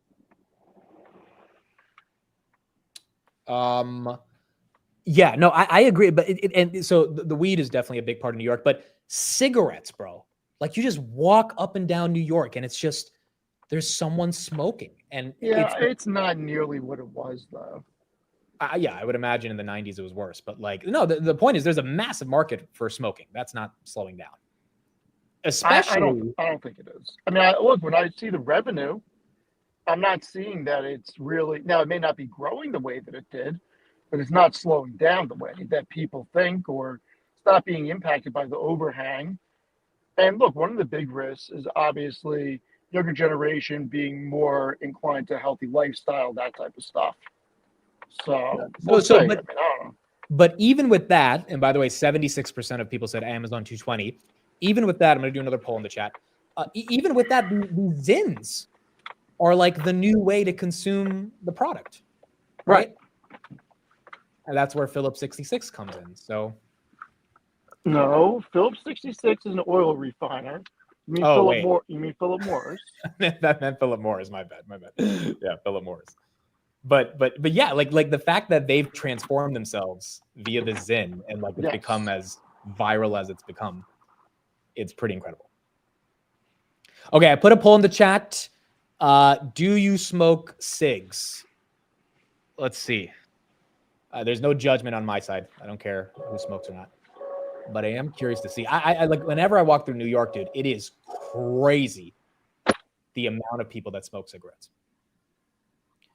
And I'm always just like, dude, like, because in New Jersey, you don't go to every corner and someone's smoking a cigarette. Someone says no, only crack.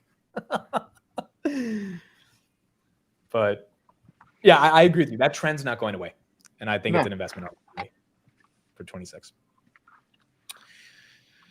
Okay, cool. So that's what we got there. I'm going to link Steve's article. Please make sure to click on it, check it out. I'm also linking his newsletter, so you guys can check out the newsletter. When are you going to watch Rocky IV? Dude, you want me to watch Heat or Rocky IV? Which one do you like? Well, I want you to watch both. And the only reason I want you to watch Rocky IV at this point is because I know you're not going to watch 1, 2, and 3. So it doesn't even matter. Okay, so which one, Heat or Rocky IV? Well, I mean, you're going to have to watch both. I mean, okay, so if I have to pick one tonight, which one?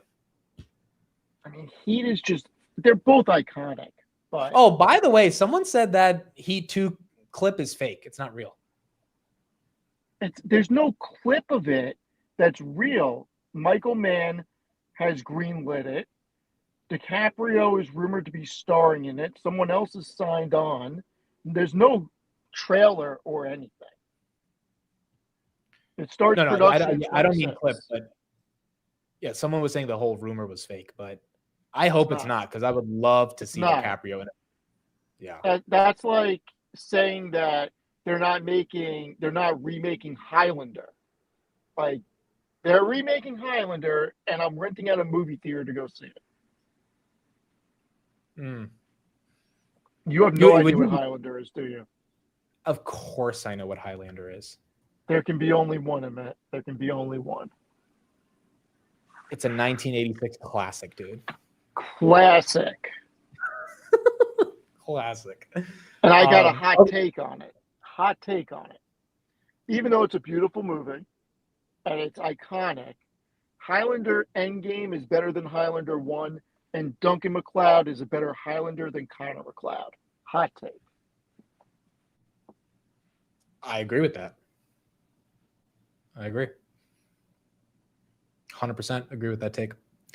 Okay, so I'm gonna watch Heat tonight. I'm gonna do Heat first. We'll get that out of the You way. should. It's incredible. I will do Heat. 85% of you say you do not smoke cigarettes. So still, even 15% that smoke. That is, a decent amount of people that are in it. I'll tell you two value plays that can work. I was about to ask, did you write articles about them? Salesforce and Cisco. Okay, so you wrote articles a couple weeks ago about them. I mean, think about Cisco. We don't have to talk about Salesforce, but think about Cisco. With the amount of data center build out that we're going to have, the amount of networking equipment that's going to be needed is going to be insane. And the upgrade cycle, because of AI threats, is going to be immense. And every company is going to need to upgrade their firewalls, their switches, and their access points. Cisco has performed this year, like legit performed. So I don't think you're off on that thesis. Cisco's up, well, it's up 14. It was up 20%, but still, it's doing well. And Salesforce is the only one that's been lagging. But look, S&P 7,000, tell me Salesforce not around 275, Like, I think that's very possible. Can work. I get it, from the numbers, it's very undervalued. I think what you're going to say, or what I would like to see, is some of these pre-revenue companies like Oklo sell off and money move out of those into some of these value plays, because there's no reason. And here's the other thing. We're not in a bubble. The reason people are saying we're in a bubble is because of these freaking nuclear companies that make no money, no revenue, that have these huge valuations.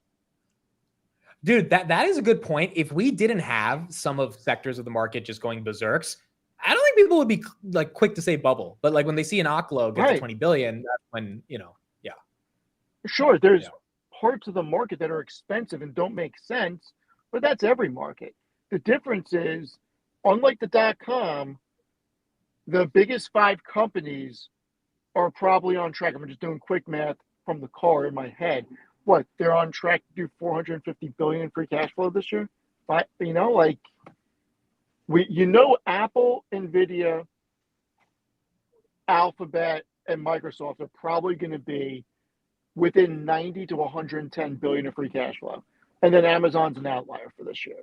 So call it 450. So you're telling me between those 5 companies doing 450 billion in free cash flow, this is a bubble? No. I agree. It is hard to call it a bubble. Shout out to Dougie. Thank you, Doug, for the $200 super chat. $200 in celebration, or $199 in celebration of breaking below 200 pounds from 392 to 199. Wow. Thanks to the Finance Junkies Fitness Challenge. Congrats, man. Doug, you've been watching the channel for like almost 4 years now, and I'm happy we met in Miami, but Doug was a big guy. Doug was a big guy around 5-7 years ago, and he really took his health seriously and got that down. And also, let me try to see if I can pick that picture of Doug. He looks great in Miami.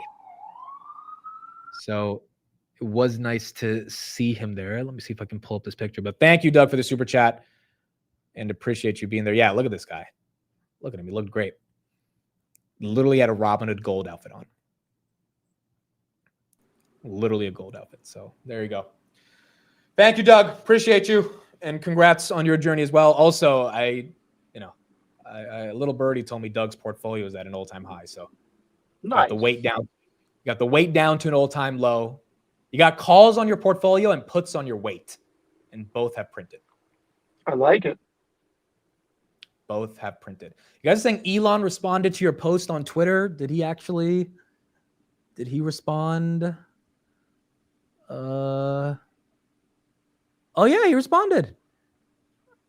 He said, nice of Jensen to say that.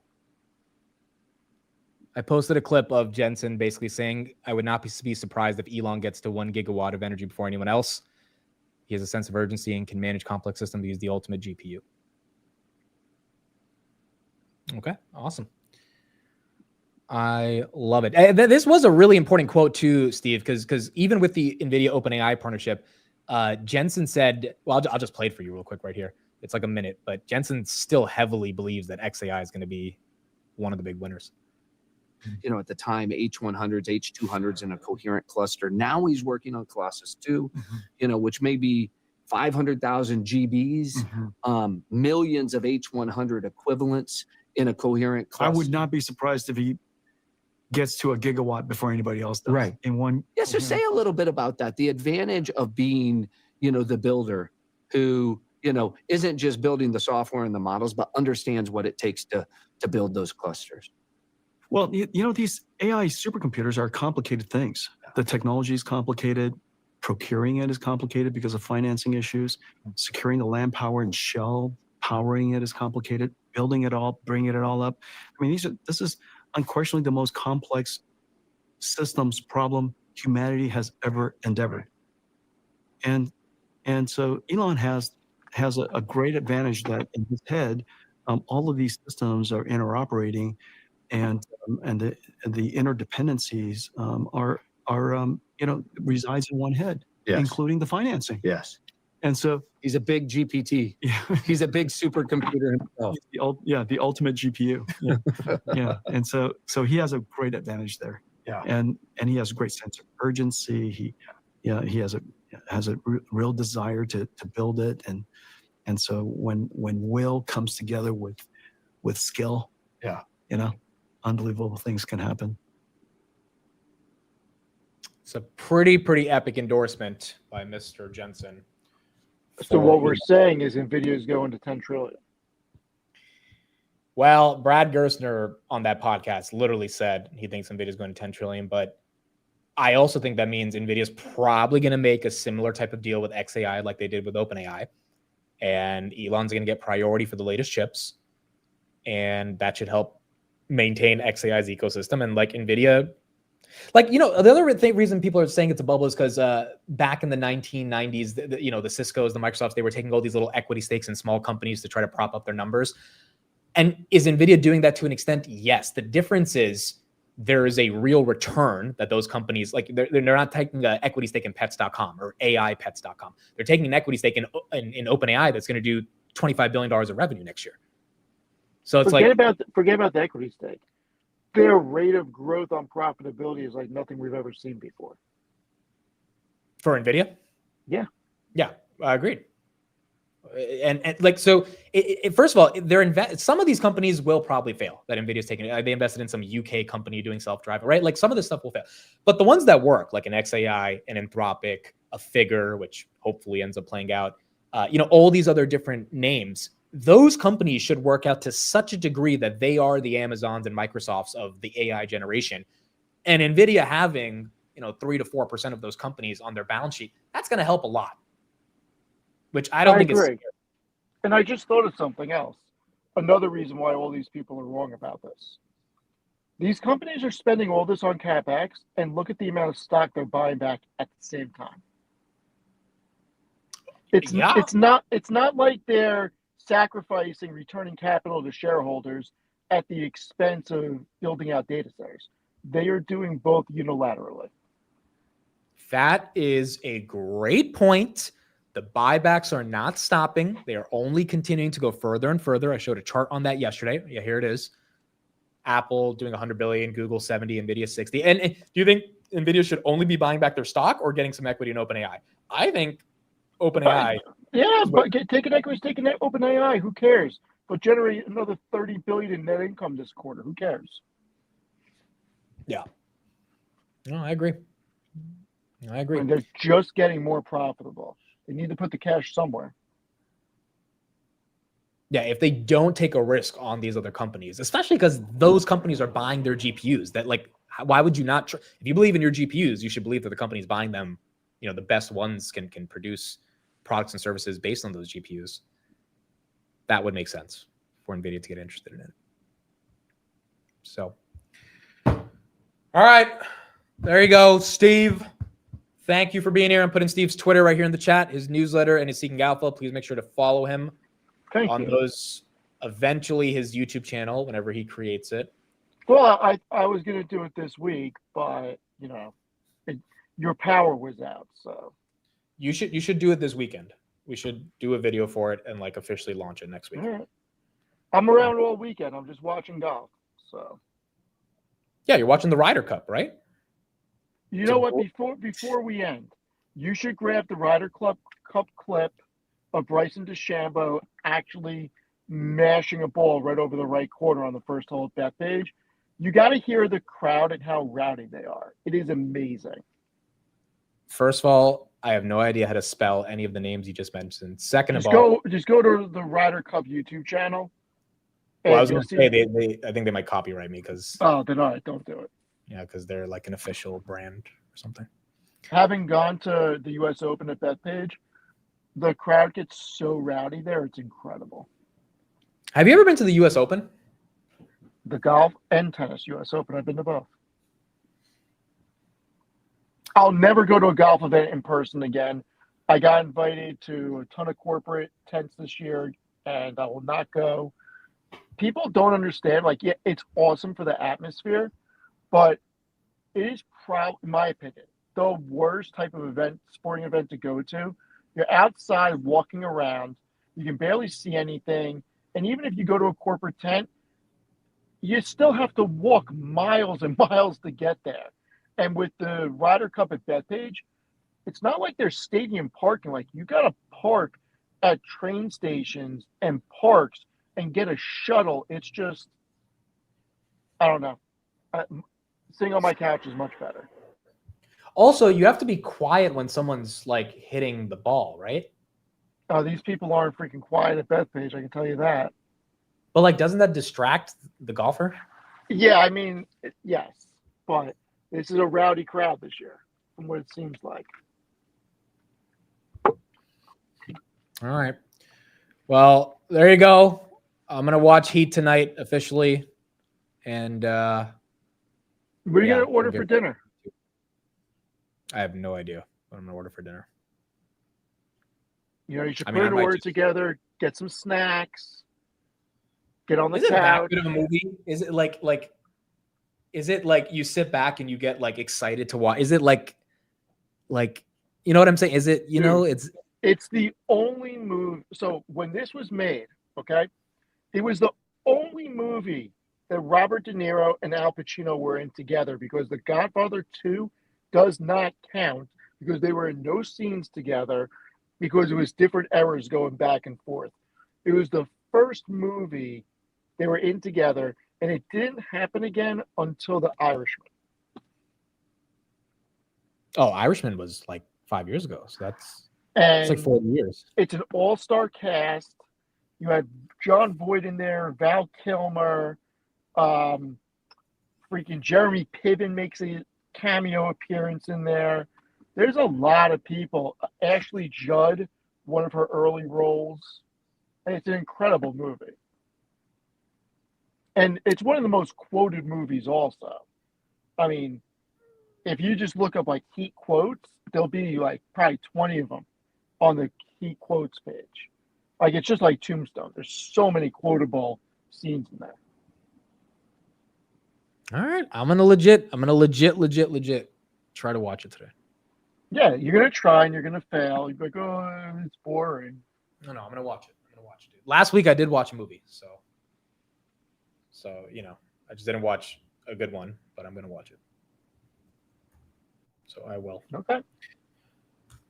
All right, Steve, thank you. I'm putting Steve's Twitter in the chat. Someone says, how did you and Steve meet? I was Steve's original milk delivery guy. That's eventually what led us to find. No, I'm just kidding. We met on a Twitter Spaces about Palantir, ironically. Do you remember that, Steve? Yes. Literally, we were randomly both hopped on, and he started talking, and I was like, oh, this. I think the stock was at 10, and we both were like, oh shit, like, you know, there's not that many people that talk about this company, and I think that ended up leading to you know, friendship from there. It's crazy that we've been talking about Palantir for that freaking long. Yeah, it's been almost 3.5 years. Yeah. But now we talk about a lot of stuff, but Palantir was, the initial. Yeah, it's kind of crazy, bro. Good old Palantir. Good old Palantir. All right, Steve. Thank you so much. We all appreciate it every week. We'll talk to Stay you out next of week. trouble. Talk to you later. All right. Later. All right. We're done for the week. We are done for the week. That's it. We got through it. We got through Friday. Don't think we're having Palantir Weekly again tonight, guys. It's not really just me. Everyone else is also traveling. But again, we're transitioning to because I'm free tonight, but we're transitioning to monthly, not just weekly, because I think we told you there's just not enough news to talk about this company every week like there was 2 years ago. It would just be forcing it now if we did it every week. So we're going to do it monthly. And I think we might transition to Thursdays because Friday also is super busy for a lot of people. So I think we might do Thursday once a month. That way we'll actually have a lot of content. There's just not enough stuff to talk about every single week, you know? And so we're going to see when we can transition and do that. Matt, thank you for being here, being a channel member. Zocold, thanks for being a channel member. Joe and D King and Jay Hendrian, thank you all for being channel members as well. Deeply, deeply appreciate all you guys. Trump is not live. Call Steve. Bro, you guys are wild. We missed the Iren CEO, so I'm sure CNBC will probably post it on their channel later. But I mean, look, he's not going to say anything that different from what we heard on Yahoo Finance 2 days ago. It's data centers are important. Data centers are going to be built out. We have infrastructure for those data centers. I wouldn't be too, dude, if you're in Iran heavy and the stock's down 10% today, I would not be fazed by this. This is not a sort of a thesis breaking downgrade. That was, JP Morgan was just like, bro, it ran up a lot. We want to see some execution. And they increased their price target. They just ended up going from a buy to a hold because obviously the stock has doubled their price target. And that's what happens all the time. It is what it is. So I wouldn't go crazy about that. Also, the stock was at 10. Now it's at 40 in 2 months. Like it's going to give a little bit of, got to 50 2 days ago. So I think long-term that should be okay. But if it gives some of it back, that is not too crazy. All right, that's what we got. Call Jay Cush. Dude, I've never called Jay Cush. Actually, no, I did call him once because I had to tell him I was at the place where he said to meet up at. But I never called him randomly. Thoughts on Oscar? I don't know enough about healthcare, but Oscar's financials are ridiculous, bro. Ridiculous meaning like it looks super cheap even if they barely grow top line. I just don't know enough about healthcare to be that excited to invest in the long term. But the public portfolio in 2026, we're going to do a lot of different things with it. I have a lot of ideas and vision. I mean, like, there's two approaches. The public portfolio, we can like pick 3 stocks, go all in, and like really grow the portfolio if we're right on those 3 stocks. Kind of what all of us do with a lot of our portfolios.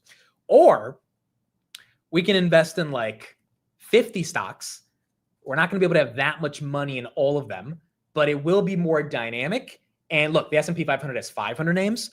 If we pick 50 names, all in different themes and sectors, like instead of 25 semiconductor names, we pick 5, right? So there is a level of picking and choosing. You have to be good at picking the 5 semi winners of the year versus just buying the SMH. And theoretically, 50 names should still be able to outperform 500 names in the S&P. So I have a bunch of different ideas around it.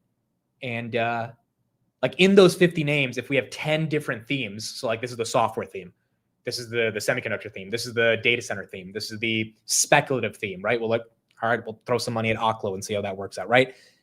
Those are a bunch of ideas I have. And the actual goal of the portfolio is not really to massively grow it, but rather use it to do different things in the market. So for example, when we want to sell options on a really big red day, sell some puts, like I want there to be a portfolio where we can like show that. When we want to buy some calls on something that's super cheap or some call debit spreads, I want there to be a portfolio where we can show that. And obviously the goal is to beat the S&P 500, but it's not like literally my personal portfolio. So it's not like the obsession is it has to grow like crazy. I want to take a risk with a bunch of different names and kind of see if it can be more educational as well. So that's the idea. How much are we starting off with? I think 100K. I think 100K we'll start off with, and we'll try to just grow it from there. So that's the idea. Yeah, dividend. I want to have parts of it that's dividend focused. So I've always wanted to do a public portfolio. I think 2026 will be a good time to do it. Hedging, right? We'll do some hedging in there as well. I want to have pockets of the portfolio react to different market environments to kind of see in real time what it looks like. Call Tanner. Tanner's probably a bit, bro. It's Friday. Does Tanner stream on Friday? Tanner does his FinTech Frenzy on Friday, right? Okay, so he might be getting ready for that in a couple hours. With 50, you might as well just buy an ETF. Yeah, it's basically going to be us creating an ETF together. That's what I'm thinking. Because it would kind of be boring, bro, if we just pick like 4 or 5 stocks. Like it's not the goal of it. But I think there's a fit. Because look, there's some names that I love that a lot of you guys love, but not everyone. Like I'm not super heavy Rocket Lab. I like it. But there's some of you that love it.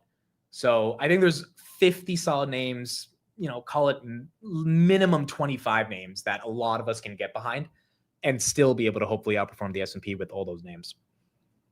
If we can allocate to some of them. So we'll see. We'll see when we set it up and we'll go from there. Okay, I'll call Tanner. I don't know if he's going to pick up, but I'll call him. Let's see if he picks up. Let's see. I do not have Tom Lee's number. The hair ETF. He's probably, dude, Tanner might legit be sleeping. Tanner goes live in 92 minutes. Yeah, he's not picking up. Dude, what happened to bro's case? I went back to my normal risk-taking self. I took off the case. And oh, there he is. There he is. Let me call him back. Honestly, I don't know why I took off the case, but I took off the case. Okay, let's see if he picks up here. Yeah, it'll all be on Hood. And yes, there are plenty of ETFs on Hood. So if you want to buy actual ETFs, we can buy it on Hood. Okay, I'll wait till he calls me back. I think I was on Do Not Disturb. That's why it immediately went to... He said, I'll call back in 5 minutes. Okay. All right. Cool. Picking 20 would be better than 50. Yeah, maybe 50 is too much. Maybe 25, 30 we cap it out at. But we're going to have to consolidate, right? Because at the end of the day, if we want to beat the S&P, we definitely can't have like 100 stocks. 50 is probably a little too much. I feel like 25, 30 is not too bad. Also, we're gonna do some earnings plays. Like it's gonna be a dynamic portfolio. And I don't know. I don't think we want to add money to it. And the goal is to just grow it organically, unless we're losing a shit ton of money and we're running out of money to work with. Maybe then we'll add money to it. But yeah, we're gonna see. Guys, what do I respond to Elon? I got to respond something smart so that he's impressed by my response. Nice of Jensen to say that. What do I say to the world's richest man? It's got to be a mix of glazing but sophistication at the same time. Say my name is Jeff. Say, how about correct? Can I have a loan? No, I can't ask Elon to come on the show yet, dude. Like that. Whenever I go for that ask, it's got to be. It can't happen directly. I think it has to be through someone who knows him. Like it's really hard to get an Elon Musk interview without like him really knowing you or him trusting someone who's referring me. And I think there's a couple people I could reach out to, but I wouldn't want to just flat out ask. Because for him, I mean, why would he say yes, right? Like he doesn't, there's no upside for him. So it would have to be through a different way. Tell Elon you're not sure if that is stupid or profound. That's a good one. That's a good one. Ask him how to respond. Yeah, I don't know what to say. I have no idea.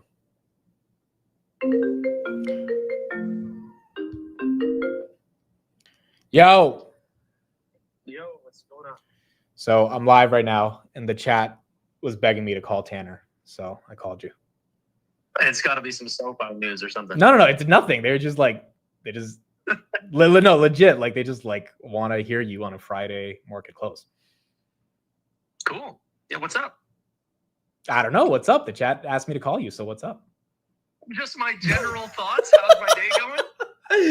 No, I'll ask you a couple of questions, but like, dude, they love you. They freaking love you. That's awesome. Okay, I'll hit you with like 2 or 3 questions, then I'll get you out. I know you got to go live soon as well.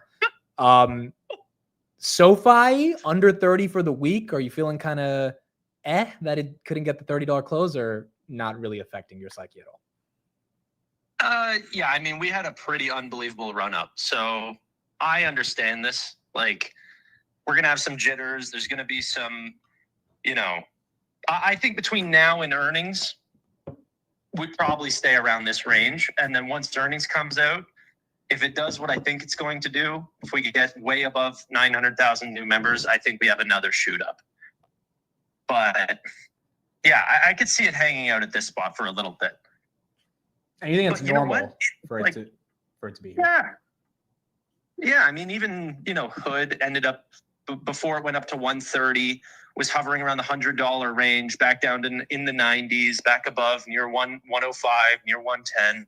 Like, there's a little shakiness even whenever everything is going perfectly fine. So I think that's okay. We had a great run up. Right now, though, I thought you were calling about the Jensen conversation. I thought you were calling about. Well, we can get into that. I'm assuming you watched it, and Yeah. Okay, so I mean, there's so many little tidbits, but what were your general thoughts after listening to the interview? He's the greatest entrepreneur of all time. I'm so happy that my money is with this dude. Like, I was beyond happy with the call. He's so, even listening to his thoughts about the H-1B visas and everything, like, I just find he's so apolitical. Yeah. He toes the line so perfectly. And then even all of his comments around China, he's extremely positive about China. He has to play all sides. I mean, talk about just like the perfect person to try to get revenue from every single country and every company in the world. Had everything positive to say about OpenAI because of their investment, while also saying extremely positive things about Meta, XAI, all of these names. I don't know. I'm a happy camper. And then his comments about them being the first $10 trillion company, I'm a big believer in. Performance per watt was, I've been harping on that for a long time. Glad that he reiterated that. The comments about ASICs, that the competitors would not take their product if they were for free. And you know what? He made those comments before, but actually breaking that down, I made a tweet a little bit ago, breaking down the costs of a data center, right? What percentage is actually NVIDIA versus the land and the actual building and construction of a 1 gigawatt data center. And just his descriptor of that, explaining it to a simpleton like me was a great breakdown to understand the real benefits of NVIDIA. So I'm happy. I think this is the first $10 trillion company. I think we're early, and I think the bubble fears are over-exaggerated. I think when he talked about how we are seeing AI revenues from like the Metas and the Googles of the world already at the $1 trillion range, when he said the $5 trillion TAM annually exists for NVIDIA.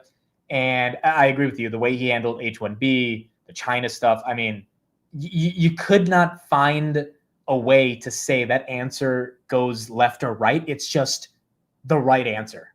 And it keeps NVIDIA in the right space, theoretically.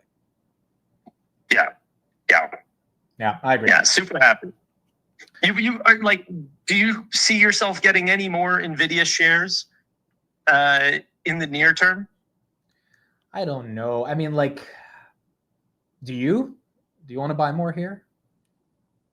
It's basically at all-time highs, right? I went on a decent buying spree today. Oh, really? You bought more today? And no. I bought a bunch of stocks. I did not buy Nvidia. Okay. Nvidia was not on that list. But that's just mainly because of the size it is in my portfolio. Yeah. So I don't know. I feel like so excited. I'm just not rich enough. Like that's the problem. I want more Nvidia, but I know I'm underinvested, but in the same sense, like it's all I got.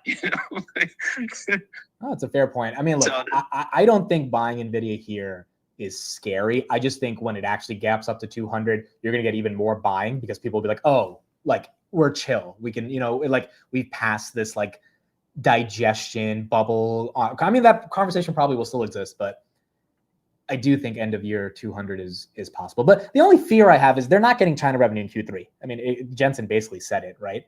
So that upper end of the guidance is not going to happen for Q3.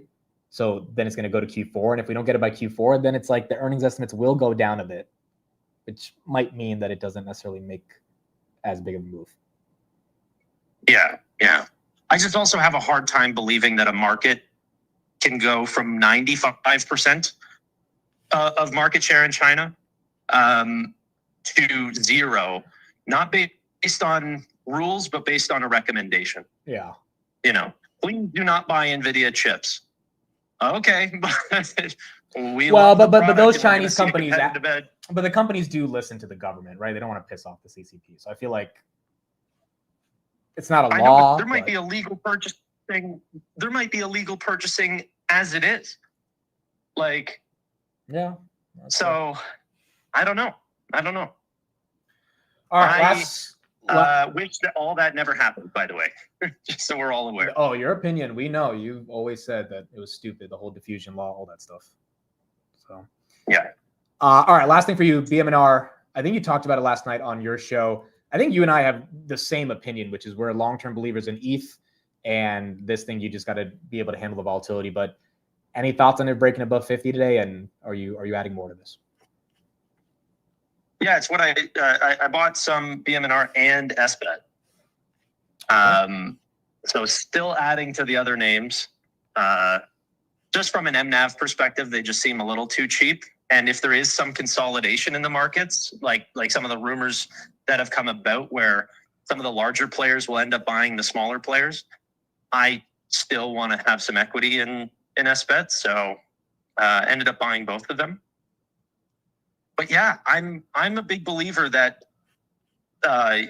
Ethereum is going to be one of the largest L1s. Blockchain is going to be insanely huge, and many of the markets or people trying to talk about the total addressable market is just from existing payments. What are the new tools that are going to be created, like microtransactions or the new 402 protocol that's going to be created to allow for AI agents to pay for access to data? Is that going to be done with Visa and MasterCard? Of course not. That's going to be done through stable coins and essentially AI agent wallets that have a certain amount of spend capacity that they're allowed to have. So is there going to be completely new payment markets that are created that could only run on blockchain? Right. I'm gonna make the bet that that's going to be the case. And so I think that blockchain, we're really early on. If there's two technologies that I'm going to bet my entire, net worth on right now, it's AI and blockchain. Ethereum is going to be a big part of that. The institutional acceptance for Ethereum is all-time high. Yeah. So I don't know, man. I don't know. I could be wrong. I'm not betting everything on BM&R. But I also think that short-term sell pressure is just part of the crypto journey. Yes. We see many 90% drawdowns. That's not even what we're seeing here. We're seeing a 10% drawdown or a little bit more. And people are questioning if the entire thesis has blown up. Like, let's get real. I agree. I think unfortunately, this name has made people kind of addicted to the short-term dopamine of it, because I got to 160, then 40, then back to 70, then 50, then 60, now back to 50. Like it's part of it. I mean, it's an introduction to crypto, which I haven't been in for a long time. You've been in longer than me, but you have to go through the ups and downs, and BM&R is just a leverage play on something that violently goes up and down. So, yeah, being able to navigate it is very important. I'm also buying some Shift 4 right here. I wonder if you've ever taken a look at that name. I haven't, but you like it. Sachin told me today he likes this as well. Shift 4, huh? Jared Isaacman. Oh, I know that. Well, I know he was supposed to be in the White House. That didn't happen. Yeah. That one didn't work out. Down 27% for the year. I'm assuming you'll talk about this on your stream. By the way, guys, I'm linking Tanner's stream in, what is it, an hour, so you guys can check it out as well. So this, are you buying more of this over D-Lo? Well, I mean, today I am, yes, but what happens in the grand scheme of things, I don't know. It'll be hard for me to pick one over the other, honestly. I've got a very big belief in Shift 4. I know their management. I've talked with Jared myself, met the whole team. They are embracing retail, right? So that similar experience with what we got from Hood Summit, being able to talk with the team, you get to see the quality of the talent that they hire there. I got to see that at Shift 4. Like, these people love the company, they love management, they love Taylor, and on top of that, they just have, you know, some of the largest total addressable markets and a complete right to win. Like, the technology has such an advantage over their competitors. They're winning market share, and it's just, you know, Wall Street's just completely not believing their targets right now. They think they're going to get 30% compounded annual growth rates in revenue, and the market's just saying, yeah, right. You know, we'll believe it when we see it. But I've got no reason to believe that they're lying here. I mean, they've constantly beat their targets, constantly. And you like 4 over D-Lo, if you had to pick one. Well, so I love that it's an American equity. I think that gives it a premium as it is. Yeah. Do I love it over that? I mean, I'm buying both. So, yeah. I think they're both going to play heavy roles in payments. I think that they're like really, really tiny names that are going to grow into, you know, being much, much larger players. And they're embracing crypto. They're embracing going worldwide. They're two very different names, though. Shift 4 is much more of a card present transaction name, and D-Lo is on the other side, card not present transactions. So, I'll talk about it tonight, but like, Shift 4 is pretty interesting and just way too cheap. I mean, like, people are pricing it as if it's PayPal right now, and it's growing at, you know, 5x the rate. Like, it's kind of crazy. They're going 30% roundabout? Well, they will be. Right now, like, as of the last couple quarters, they're not, but it will accelerate a lot in Q3 and Q4. They'll finish the year potentially above 30%. Okay, and did you ever buy Duolingo or no? No. Are you still at 320? Are you still interested or no? I don't know. The more I think about it, I think that I can't ignore a deal. That's my problem. So I saw Duolingo is getting way too cheap, and I was like screaming. I'm like, guys, there must be something here. Like, they're growing way too fast. They do have a big user base. Like, let's not ignore that. Yeah. In the same way, I want to invest in things that have, you know, large purposes, huge, like a right to demand massive premiums. And Duolingo is kind of solving a small problem. Yeah. And that makes me not care about it as much as investing in names like Google, Amazon, you know, all the payment names, blockchain, artificial intelligence. So that's my problem. I feel like every year I have to go through my portfolio and just clean it up and like get a little bit more mission driven with the companies that I pick. I mean, because that's how you're going to find the names that go from 20 billion to 1 trillion, is if they have a potential run rate runway to get there. You know, Right. Duolingo, I don't care how well they do, they're never going to get to those sizes. You know, that's my problem. All right, that is fair. Tanner, thank you for the 15 minutes. We appreciate it on this Friday. And Dude, thank you. yeah, this is Tanner's YouTube. He'll be live in about an hour, and you guys can check him out there as well. When are you coming on my stream? When are we going to do an old school podcast? Are you pitching me like Grab or something? Dude, we should do that. We should do a Grab pitch. Yeah. Probably not this weekend, but during the week, if you're free, we'll do like an actual recorded episode. We should do that. It'll be fun. Okay, cool. Yeah, it'll be good. All right. I'll talk with you later. All right, good stuff. Thank you, Tanner. Appreciate it. Thanks, Bye. guys. Bye. All right, there you go. Tanner's a great guy, dude. Tanner is a great guy. Also, I just respect Tanner's investing mind so much. Like, he's one of the few people, like, when he's cares about a stock. Like Tanner, Steve, and Chris, they recommend a stock. I take a look at it. I take a look. I like seriously try to, like, For and D'Lo, I got to take a look. Just because I think Tanner can like understand trends, and he definitely understands financials, particularly from, you know, like the fintech's perspective, and For and D'Lo kind of fall into that place with payments. It's a very, very, very, very smart guy. So there you go. All right, folks, I think that's it for me. We'll be ending it out here.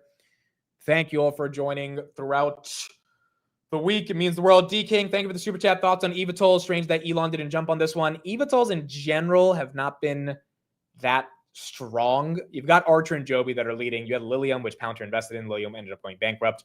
I think if there's going to be two winners, it's Archer and Joby.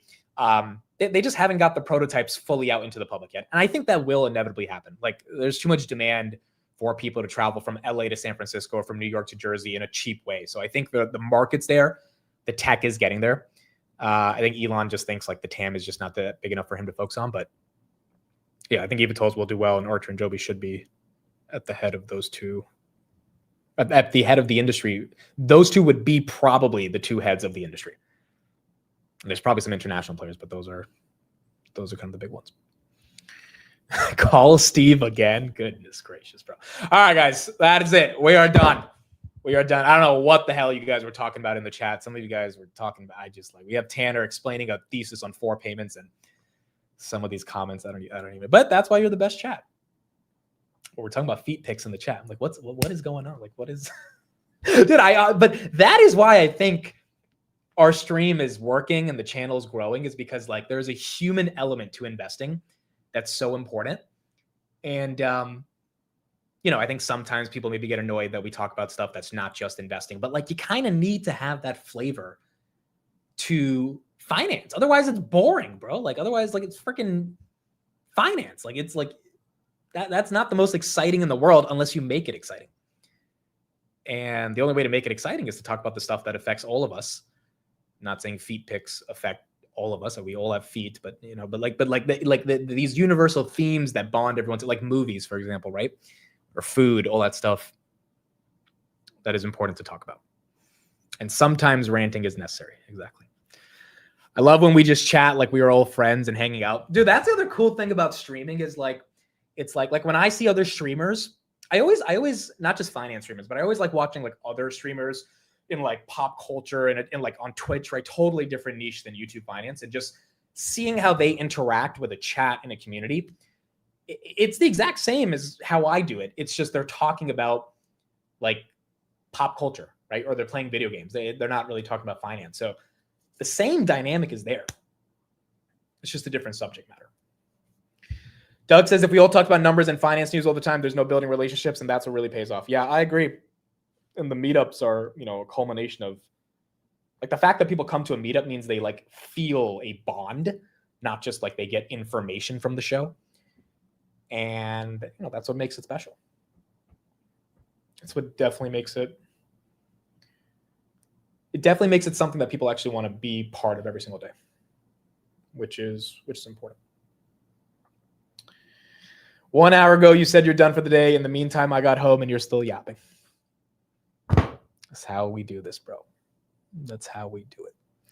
All right, that's it. Thank you, everybody. Appreciate it. Means the world. We'll be back Sunday night on the Future Show. And then, next week we're heading into October. Yeah, and that's pretty much it. I mean, we don't have any earnings next week. We start earnings around the end of the second week of October, so we got about 2 weeks left. And then that's it. We keep going from there. So there we go. I mean, look at all the stuff behind you. That's not from announcing PE ratios all day. That's a hell of a point. All of this is because of something much more real than just screaming numbers all day. So, but I enjoy it. I love doing this every single day. Appreciate everyone being here every single day.